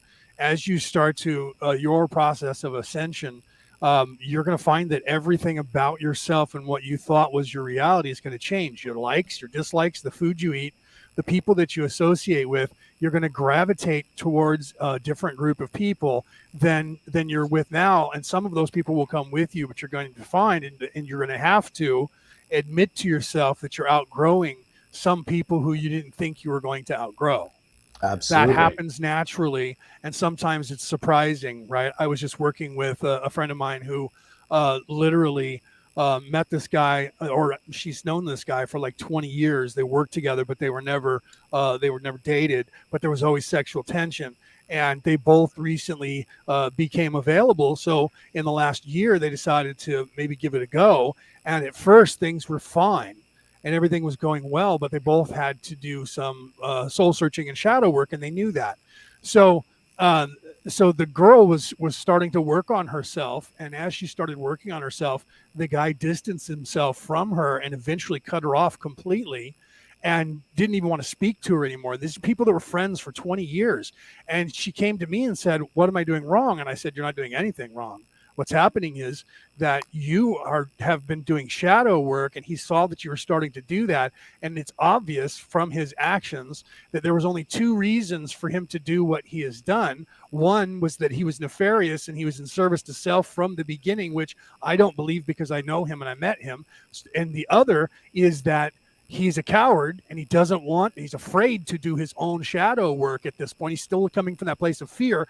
And now his loathing for you is because every time he talks to you or is around you, it's a reminder to himself that That he he's didn't not make the doing right any choice. work. Yeah. And he's not making the right choice. So now he's lashing out from a place of fear and becoming aggressive and telling you, I don't want to be around you with your dark cloud, and I hope I never see you again, because it's him. That's the problem, and he's reflecting upon you his anger and fear and cowardice of his own psyche. And she was like, I didn't think of it that way. And I said, well, that's what I'm here for, right? Is to help you with that. And I said, but I could be wrong. So you take what I've said as with a grain of salt and see if that's advice that you want to agree with. So she went to her counselor that she's paying, and the counselor said the same thing, came back and said to her, you're outgrowing him. And he sees that. And so he's flashing out. And then she went to her friends, a couple of friends that she trusts, and asked them, and they said the same thing. And she was like, okay, so everybody already knew this and I didn't. Okay, I have some more work to do, but at least I caught that. And I said, well, there's nothing wrong with that. Not knowing, Well, see, the thing is, she was in a comfortable situation, and she wasn't used to the fact that yes, that does absolutely happen. Yeah. People do outgrow each other, and that's normal. You get into resonances that don't necessarily mesh and give it Well, and continuity. over the years I've However, worked with, and I think Aaron has too, in fact, I know Aaron has many people who, in this industry, it really sucks, but a lot of the people we work with, they're married to somebody and then they start their ascension and they are leaving their spouse behind and their spouse is trying to hold them back and they end up divorced. A lot of that has happened. I don't know how many people I've worked with, men and women, where they start down this journey and it turns out their partner is not ready to do that and then they end up having a divorce or breaking up. It's not always happening, but there's probably 25% of all the people that do this that you find that they realize they're married to the wrong person because of their soul searching and them raising their vibration where the other one's staying left behind. Yeah, well, see, that's the whole thing. Whenever we jump into those things sometimes, and you're what, on your third, Leo? What's that? You're on your third? Third, my wife? No, I'm out. I just ended my second. You ended your second. Okay, so you're looking for your third. Hey, Leo's looking for his third. Yeah. And my brother-in-law has just married his third, although he was a widower 2 times. So he's got legitimate reasons, I guess. My dad's on his second, and that sort of shit. So that number ends up being relatively irrelevant. People make decisions in certain times. Yeah, so Tanya says, we put that up on the screen. I'll read it while Mike's reading it. Sorry, yeah. Sorry. Yes, I got married. Tanya Wooten said, yes, I got married at 15 and well over 15 or 12 years became two different people. Great guy. He was very bad, obsessive, but yeah, he abusive, not obsessive. I'm sorry, abusive. And yes, he changed interests and friends and he just hadn't matured. And that's what happens. And so obviously she had, and he hadn't. Yeah, well, see, the thing is, she got married at 15. So first of all, at 15, you got no business unless you're in the 1500s to be getting married at 15. All right. Right. So yeah, if your life expectancy is only about 32, getting married at 15 is a good idea. But when your life expectancy is 95, getting married at 15 is not good. Yeah, although the current standards of getting married and having kids at 33, 35 is also bad because you have a limited maybe one, maybe two, maybe none. Because if you get started too late, I'm sorry, there is a clock, not just for women, for men as well. Because as we get older, our children have a higher propensity to get schizophrenia and other diseases because we generate every day, but the factory wears out. Know what I'm saying? So, theirs are there from the day that they're born.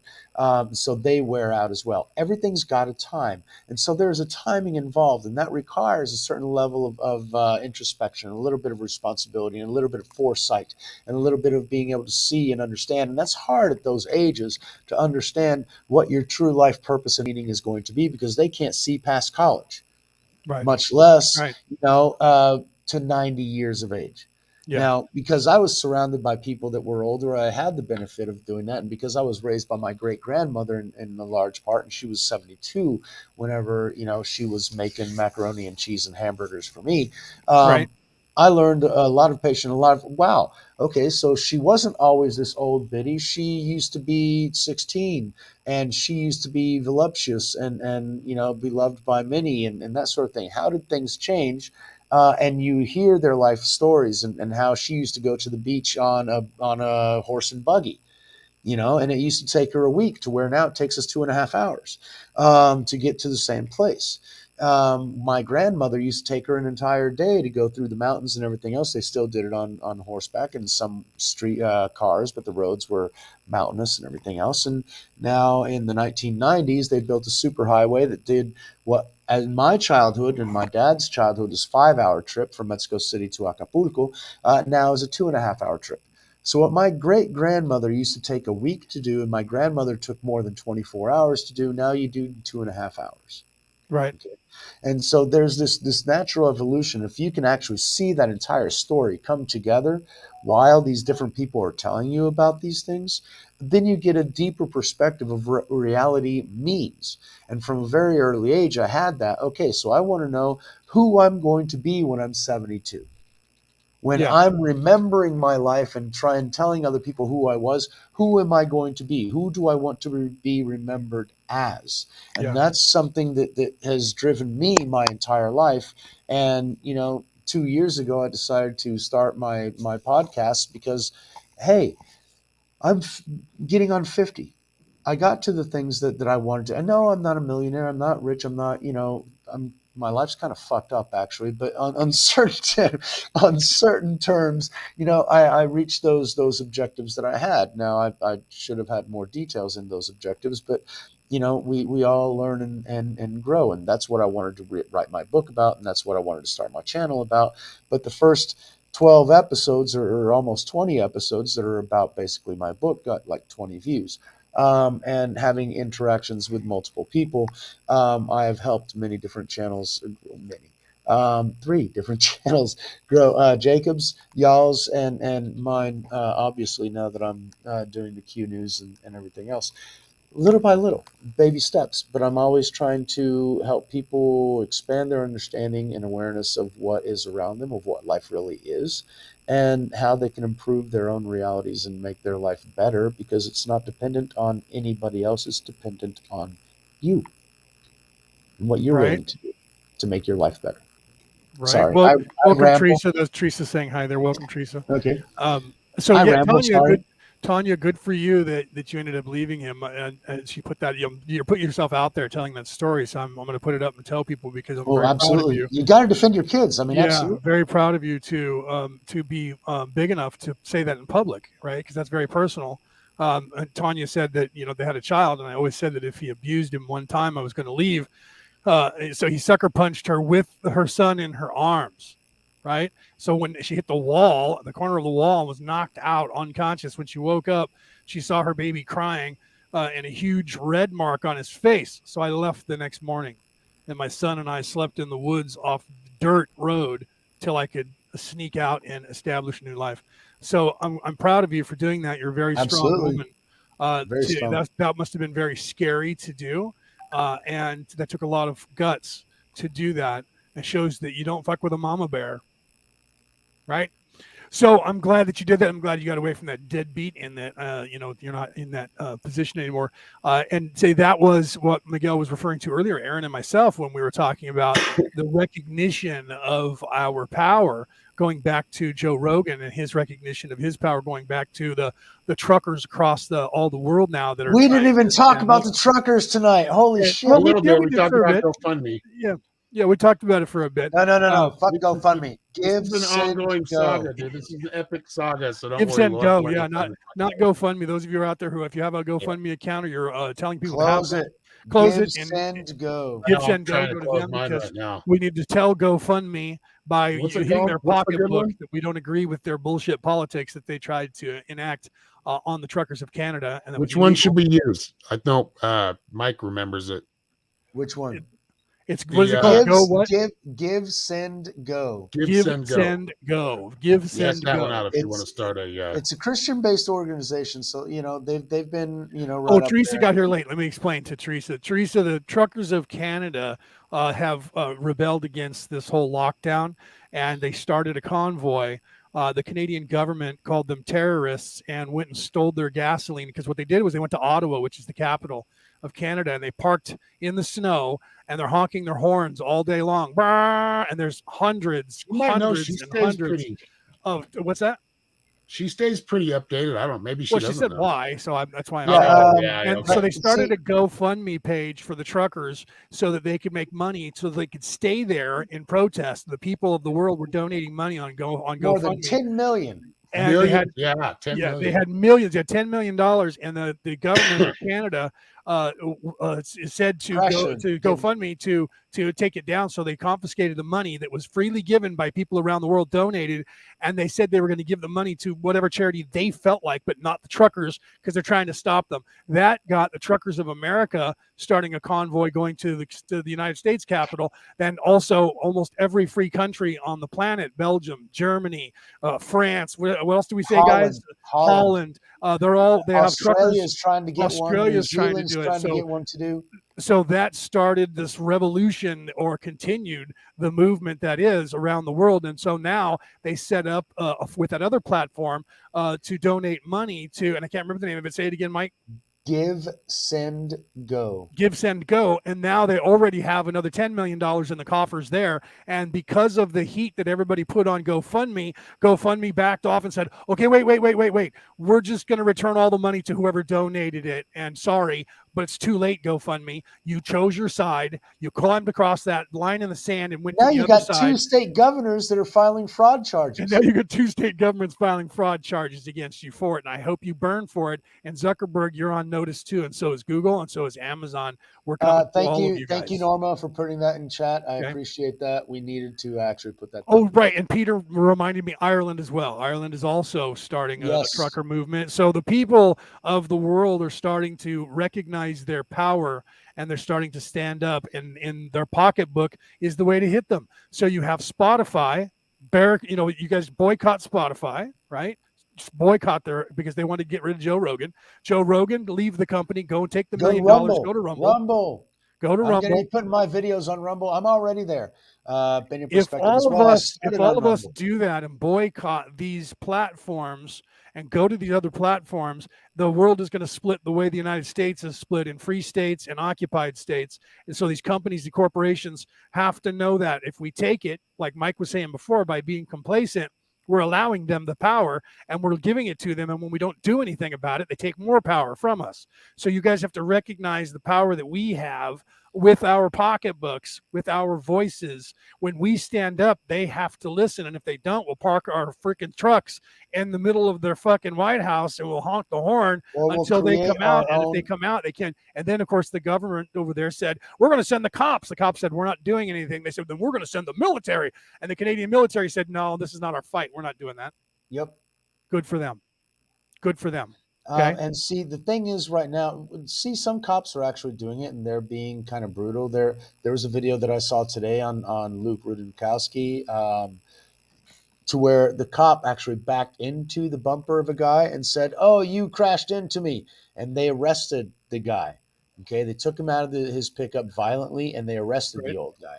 And an older guy, said, "Well, I don't have it. You don't." And the guy filming said, "You don't have to show them that we're in Canada. You don't need to show your documents in order to be walking around." The cop asked him for his document. He walked away. The cop wrestled this old guy to the ground, and then, a 25-year-old kid wrestling somebody who was 78. Looked like he was bordering on 80. Yeah, that's real fucking easy, asswipe. And that was one of the 2 truckers that were arrested for not showing ID. Right. Okay. I just saw film footage. I saw film footage where they were trying to get this guy in the semi, and he was driving. It was a truck, and they were in Canada, and they were filming this guy. And he walks up as the guy's moving through the snow, like going less than a half a mile an hour, mind you. The guy walks up, puts himself in and acts like he gets run over by the truck, touches the front of the truck, and then draws the foul better than any NFL star, NBA star I've ever seen in my life. Foul.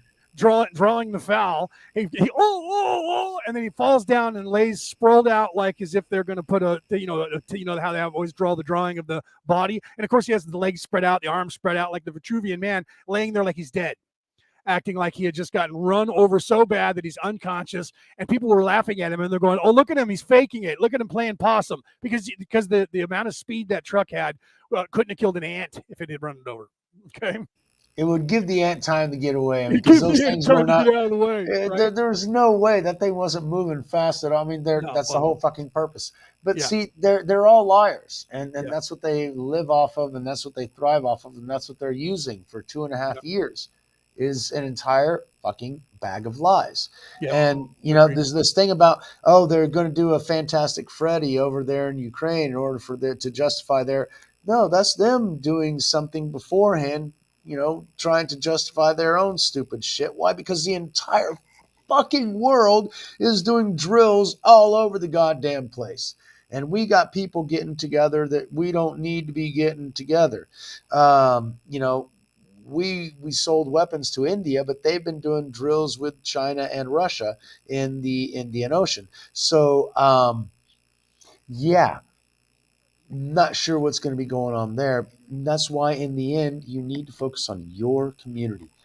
Fuck all this global bullshit. Let all those motherfuckers kill themselves. You focus on you, your community, getting your shit sustainable so that Create when the a man reality. comes Yep. fucking knocking, Create your own you reality. don't Right. have to kneel because you got the shit that you need to not fucking kneel.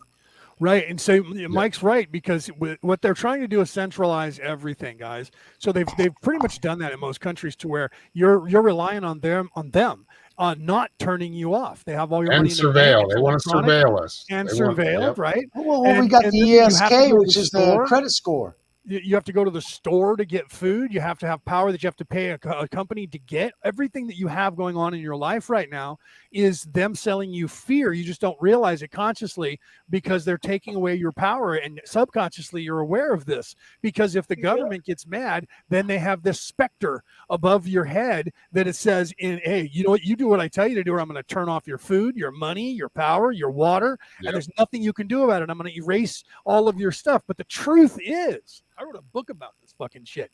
The truth is, okay, the truth is, you don't need money or them to survive on this planet if you learn the right skills. This is what Mike is talking about, and what Aaron said is talking about as well. With creating your own reality, you have to take control of your environment and your reality, so that when the government says, I'm going to turn you off, you go ahead, bitch. You got nothing I want. Because you can then, if they do turn you off, you know how to take care of yourself as if you were out in a campground. Okay, Exactly. you know how to survive and live there. If you've ever gone camping in your life, you can survive this planet without the government. You don't need You this gotta concrete eat. jungle to survive. You just need to eat. You need to have water. You need to have shelter, and you need to have fire. That's the 4 basic food. I mean, I just went. That's what we're gonna do on the project for lot 3. I mean, that's Right. the entire idea of one lot. You do you can survive shit. And if you've got neighbors that are doing the same thing, all of y'all are a community full of fucking food that you can actually sell to others if you want to, or you just a freaking smorgasbord, right? You know, because everybody's getting together, you know, to be better. And I wrote independent 2 of the books. fucking system. I've actually written 3 books, but 2 books that you would be interested in, that would cover these topics that we're talking about here. Let me grab them and I'll put them on the screen for you. Okay, so the first book. Okay, let's go with this one first, because we're talking about prepping. All right. So this book, prepping /survival for beginners. That's my book. There's my name right there. You can't see it, but it's there. It's my name. Got my picture on the back of it. Woohoo! Okay. Yay, there So you go. this one will teach pretty you how to official, do dude. this off the grid stuff that Mike is referring to. And then I have this one here, which I was going to make part of this book at the time, but split it out because some people that want to know about finances don't want to know about prepping, and the preppers will buy both. And this one is how to get out of debt, surviving in the 21st century. And this one talks about global banking and the corruption of global banking, and how to. How many pages are each one of those? They're not that much. They're No, just like look at the back Where page. can you 100, I find those think. books? No. Where can Just people flip to the find back your page books? and see what the last number is. On each This one one's of them. 100. This one's only 124 pages long. This one's Perfect, even that's short. less. Right? They're short. These 2 are short because they're very precise, to the point. There's no time. I don't waste time talking, yarns like I do now. You know, in the book I'm on. This one's only 80 pages.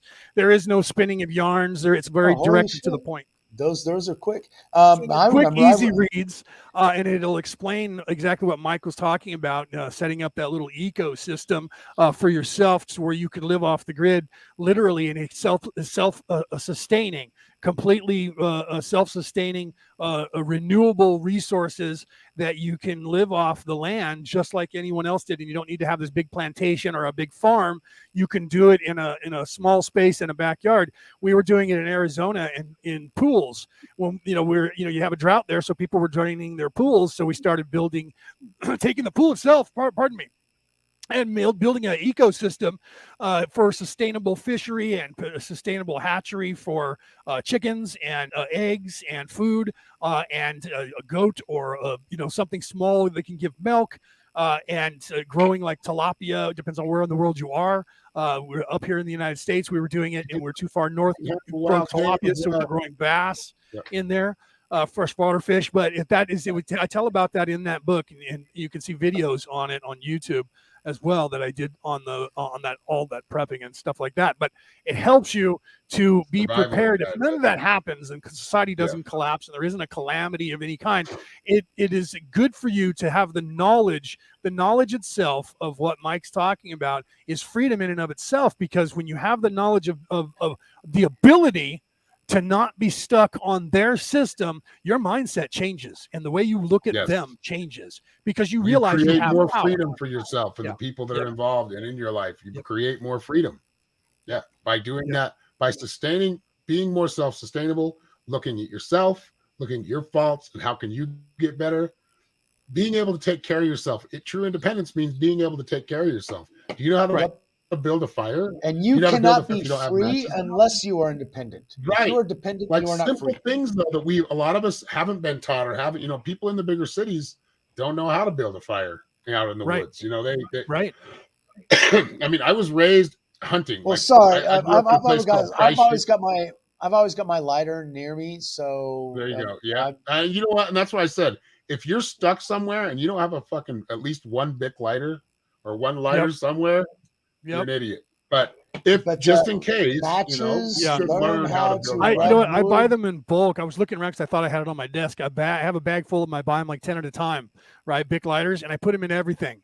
Okay. And because I carry around a satchel, people look at me like I have a big man purse. And inside that satchel, the only thing I don't have in there is a gun. Right? It's a bug out bag, and it's my office. Right. So, literally in my pockets at all times right now, in my pockets, I have bottle openers on my keychain. I have a bottle opener. I have a what is called a P38. It's a little, the Army used to issue a little can opener that goes on your key ring that has a little swing out, a sharp door on it with the hook coming down, and you put that on the can. It has a little slit in the side so you can hook it on the top on the can, and you grab that sucker and you torque on it, and it takes you about 10 minutes, but you can open up any can with that to get to food, and it folds up and it's on your keychain, goes in your pocket, man. There's small things. But that's like a Swiss Army knife. That's like the Swiss Army knife. I have those too. I have those. I have one in my medical kit. I have one in my bug out bag. I have one in my satchel, and I have Altoid tins, and I make little bug out packs out of an Altoid tin and pack them. There's a video you can see if you go to my YouTube channel and scroll back to 2016. You'll see that I have a little mini bug out pack that you can put in your pocket. I have these in my car and in the glove box. I put them in everything because there's only this big. You can put it in your back pocket.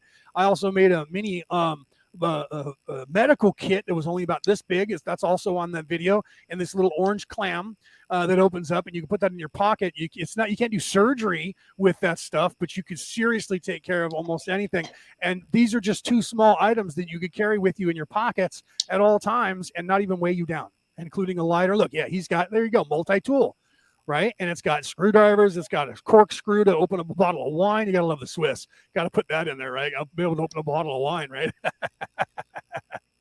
Right. And it's got everything in there, little screwdrivers, and it's got little can openers, and it's got a pocket knife, and it's got a fingernail file, and it's got scissors, and you name it. Those little doohickeys have. Those things are $2.98. You get them. They don't weigh much. They weigh a pound, maybe half a pound. Put them in your pocket. Put them in your bug out packs. There's the scissors. I found the scissors. There you go. I knew they were in there, brother. The scissors are badass. Look at that. Little scissors. And those are sharp as heck. Yeah. Oh, yeah. Work, dude. Good for sewing.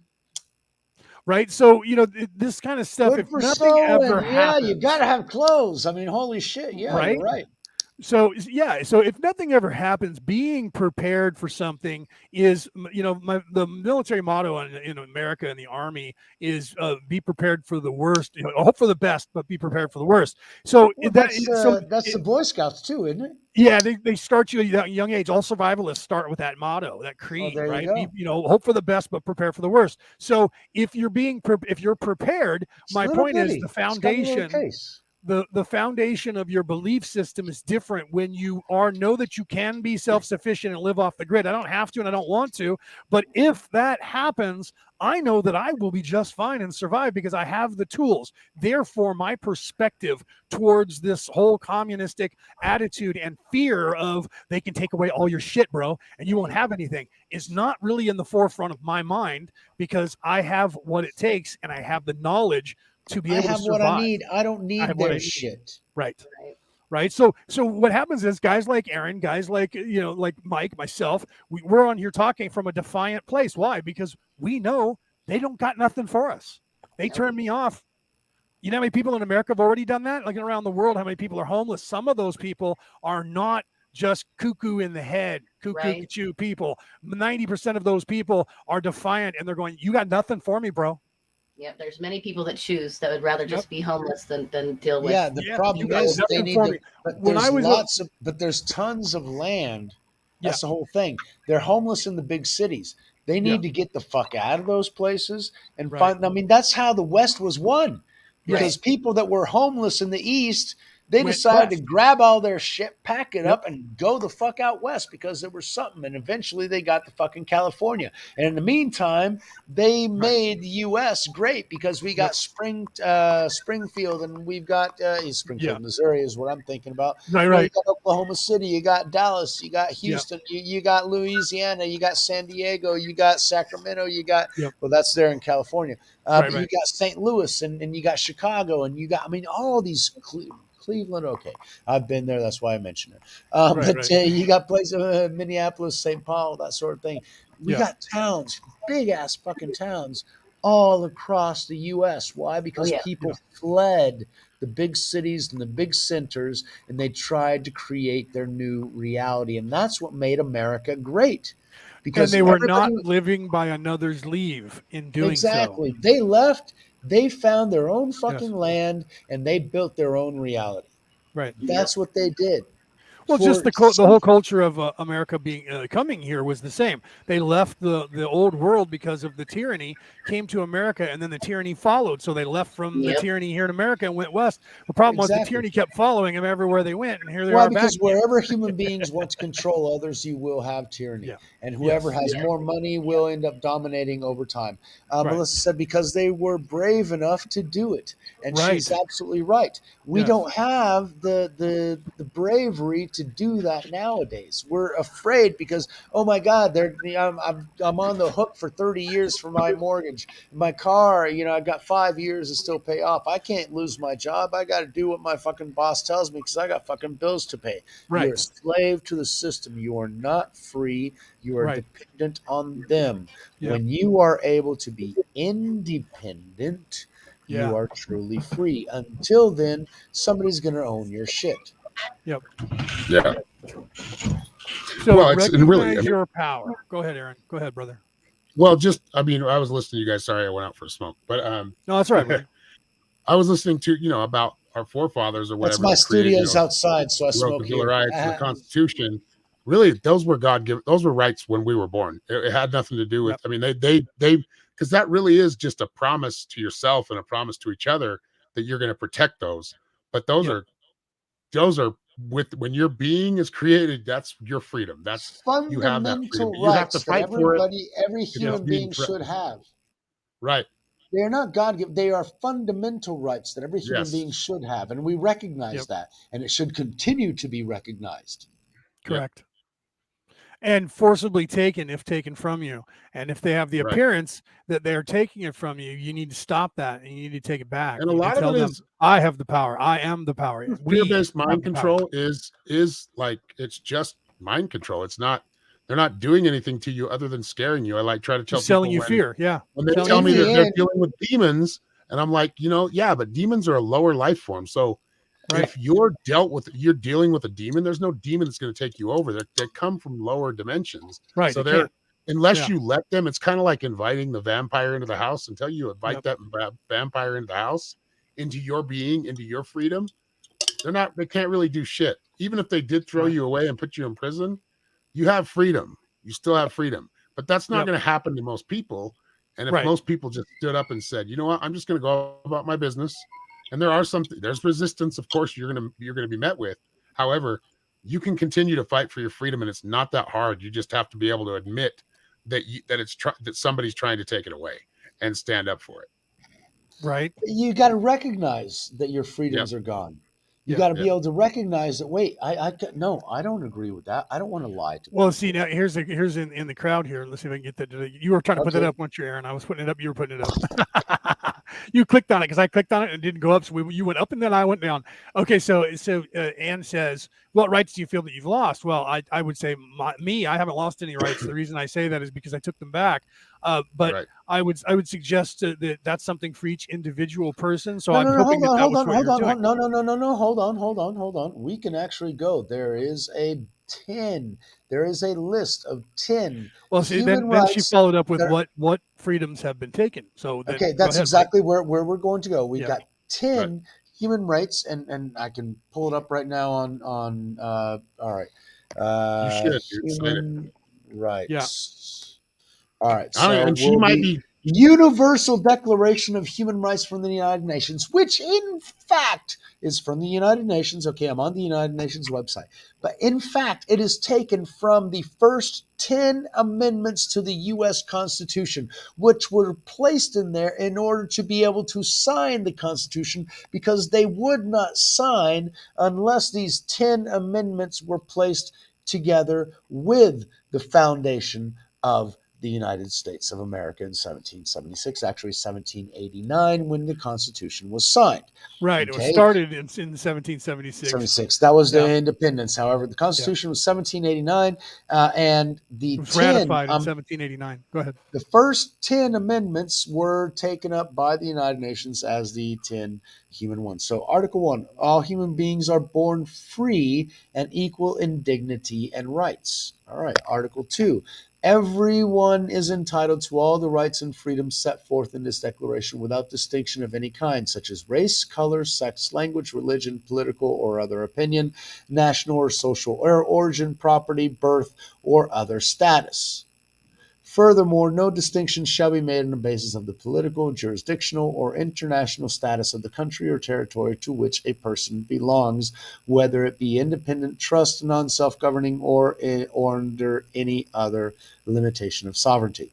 Okay, that's bizarre. That was from United Nations. I should have been reading the first 10 amendments. But anyway, Article 3 of the United Nations. Everyone has the right to life, liberty, and security of person.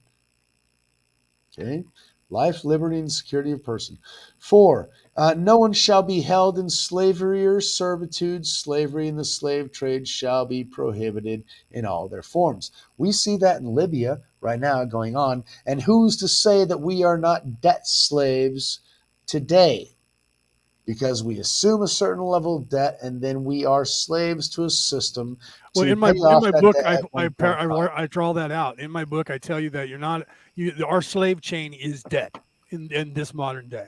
Exactly. And Yeah. Article 4 of the Human Rights Declaration of the United Nations, UN.org, Declaration of Human Rights. I'm reading from their fucking webpage. Yeah. No one shall be held in And slavery yes, or we know they're servitude. corrupt.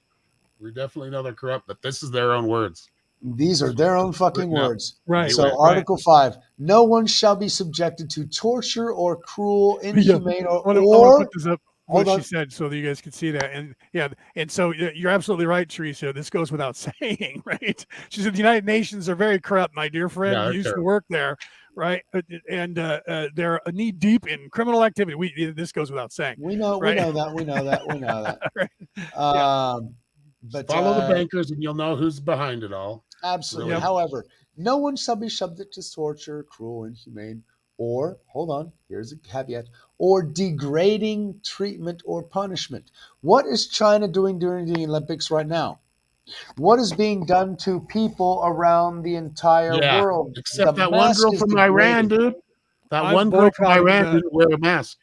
I haven't watched Seriously? a single thing of the Olympics. I'm boycotting it completely. I even didn't turned the watch it channel on. either. I'm not watching it either. Yeah. And I used to love watching it, but then I watch the Olympics religiously. I love the Olympics. I love any kind of competition between humans. I love watching that because of the skill that is so impressive that people can rise themselves to the level of. So I love watching the Olympics and what it stands for. It's supposed to be non-political. It's supposed to be all humans on the planet, the best and the elite of the elite, the athletes coming together to show their prowess to the world. And then here we have a country who is enslaving a whole race of people that are hosting this and forcing people against their will to live a certain way and under a tyrannical rule. And I'm supposed to pretend that the Olympics, which is the anti all of that, is being held there and watch it and pretend that the people that are putting it on aren't the absolute enemy to the mindset of freedom. And I'm supposed to just watch that and say, let's give them all kinds of money and credit and cash for all the commercials and all the crap that they're going to get. No, Yeah. I'm not that person. You are never going to hear anything that sounds like coming out of this man's Now, mouth. hold on. There's something about the Olympics because I haven't watched it. However, there are clips about it because it's news, and I do get involved with news and everything else. That's what I fucking do. Anyway, there's an image of the skiing long jump. So you got this huge ass fucking ramp that comes down and they've got, the world records and they put out another 20, 40 yards, whatever, and they build it up to make sure that all of that is snow capped and everything else. And the cameras capture all that white going down the sled and everything else. There's another image to where they take it further out. That ski jump was made from an old steel mill that is no longer being used. In the background, you've got two nuclear reactors with their cooling towers in the background. Everything's fucking brown because it's an industrial zone, and the only thing white is this fucking ski jump. Right.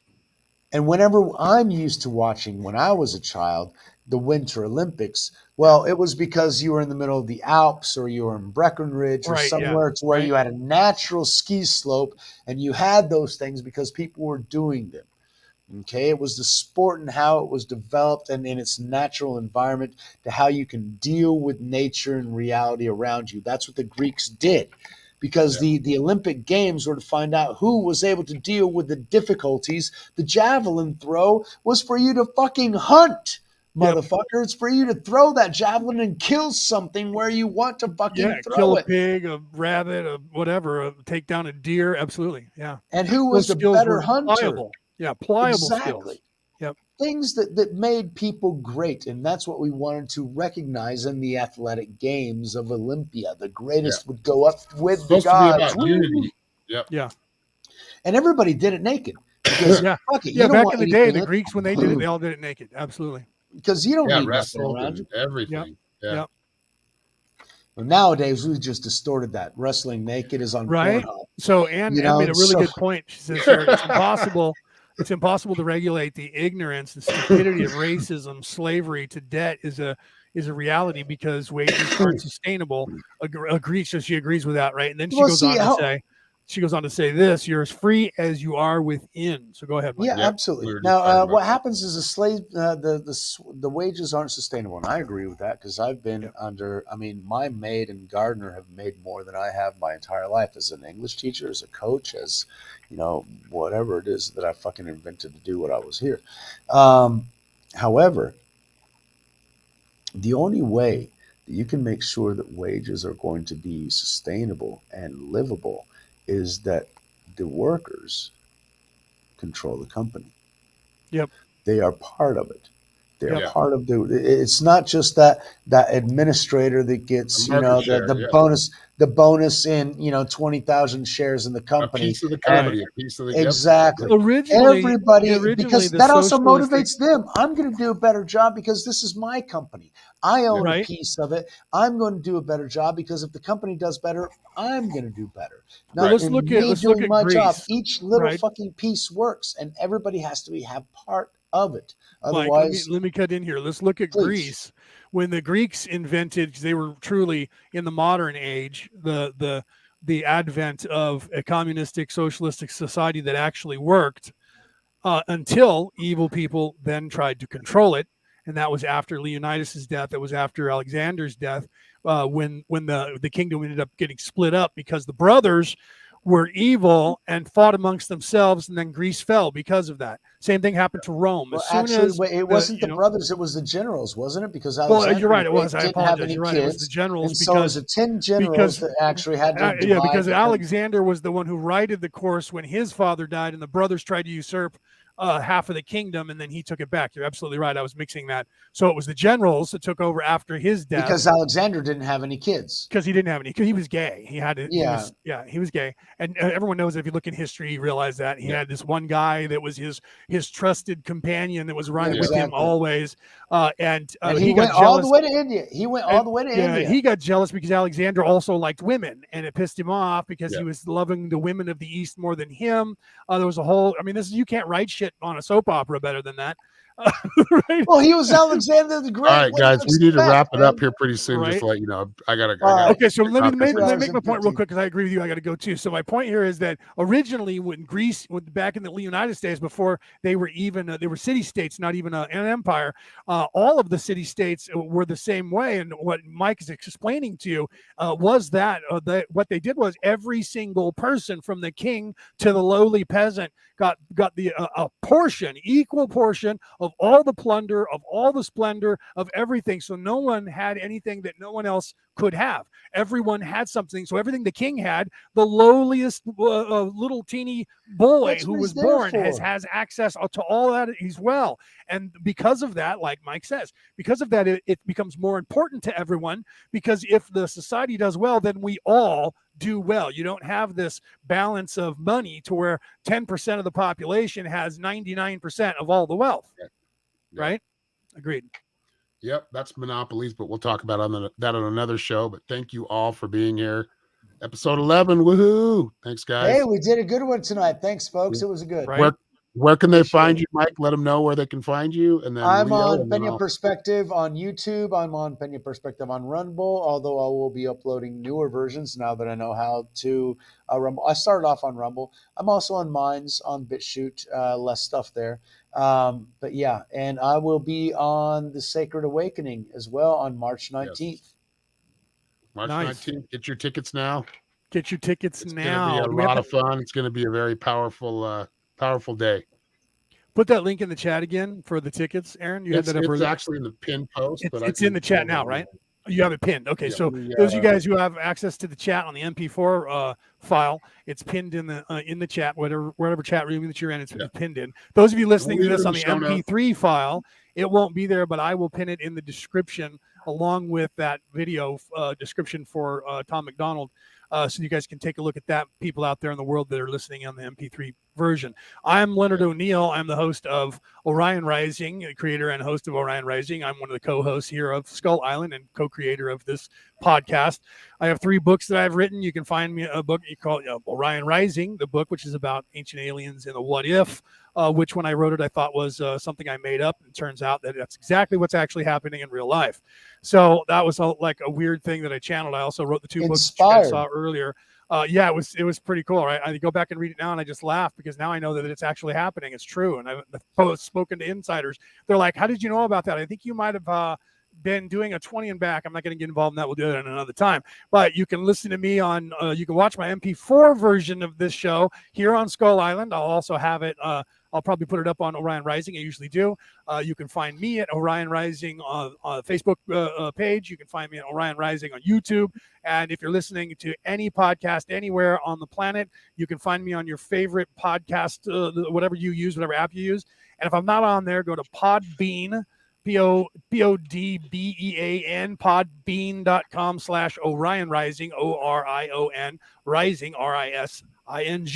And you can get the RSS number, which is there for free for you to copy. And then you take that and paste that into your service provider for your MP3. And then all of my files will magically appear at your company's app because they'll want you listening to me there, not going to a different platform to find it. So trust me, they'll allow you to do that. One of these days, when I grow up, I don't want to be like Leo. Holy shit, so much stuff. I still got so much to develop. Holy fuck. It takes a lot of time, bro. And when I first started, Aaron will tell you, him too, when we both first started, we were like, yeah, you can catch me at this one place. Yeah, you can go to my Facebook. Go to my Facebook page. I'm there, bro. But then over time, you start, building up the platforms and putting yourself there. My podcast I've only been in this for over 2 60 years. countries around the world. I've been in this for 2 years. I'm still learning, man. Yeah, he and I have been doing this for like close to 10 years now, and do very other well. stuff off before we started doing the shows. His whole life, my whole life. So it's not something that we just came into because we got lucky overnight. This is stuff that we've planned and built, and it's taken our lifetimes to get us to where we are. Am I right, But Aaron? that's right. Maslow's blue level. You guys are building towards your own better selves. Aaron, Yep. close us Tell out, us- please, sir. Yep. Yes, and I would like to yeah, close this out since we named it Good Vibrations. right. I'm going to play a little didgeridoo music to close us out, but you can find me at www.psychicshaman333.com. I do psychic medium readings. We do certain rituals, cleansings, chakra balance, which is somewhat like Laszlo's pyramid.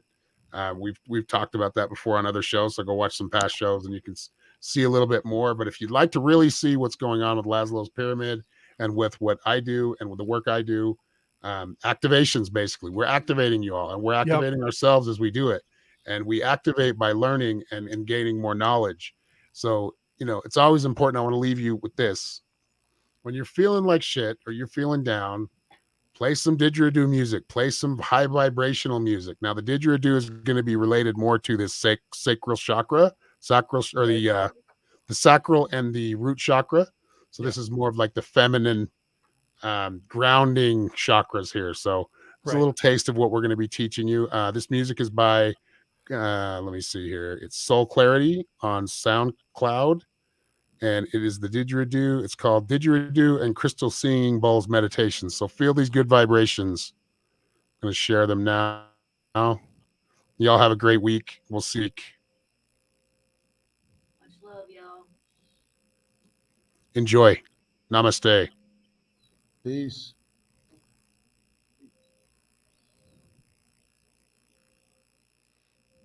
I'm not hearing anything. Neither am I. Patience. It's coming. Here it comes buffing. For those of you on the MP3 file, Yeah. Yeah, it's Small buffing. vibrations now. It's there. It's there. Just feel it. Just feel it. Stay quiet and feel it. It's coming.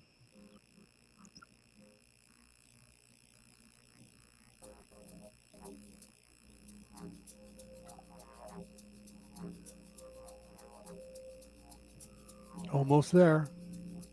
I'm feeling it. I'm seeing it. Feels like that Australian.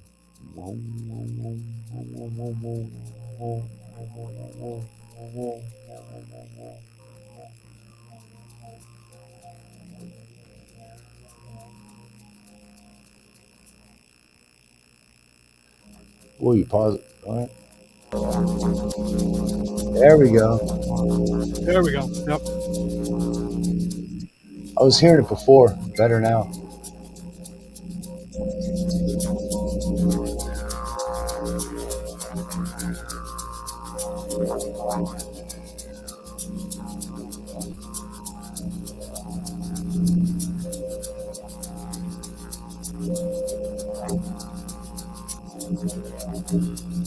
Feel it. I'm going to let it play for a little. Great week. I'm going to sign off now. Did y'all feel that vibration? Let it play on for a couple more minutes. See y'all soon.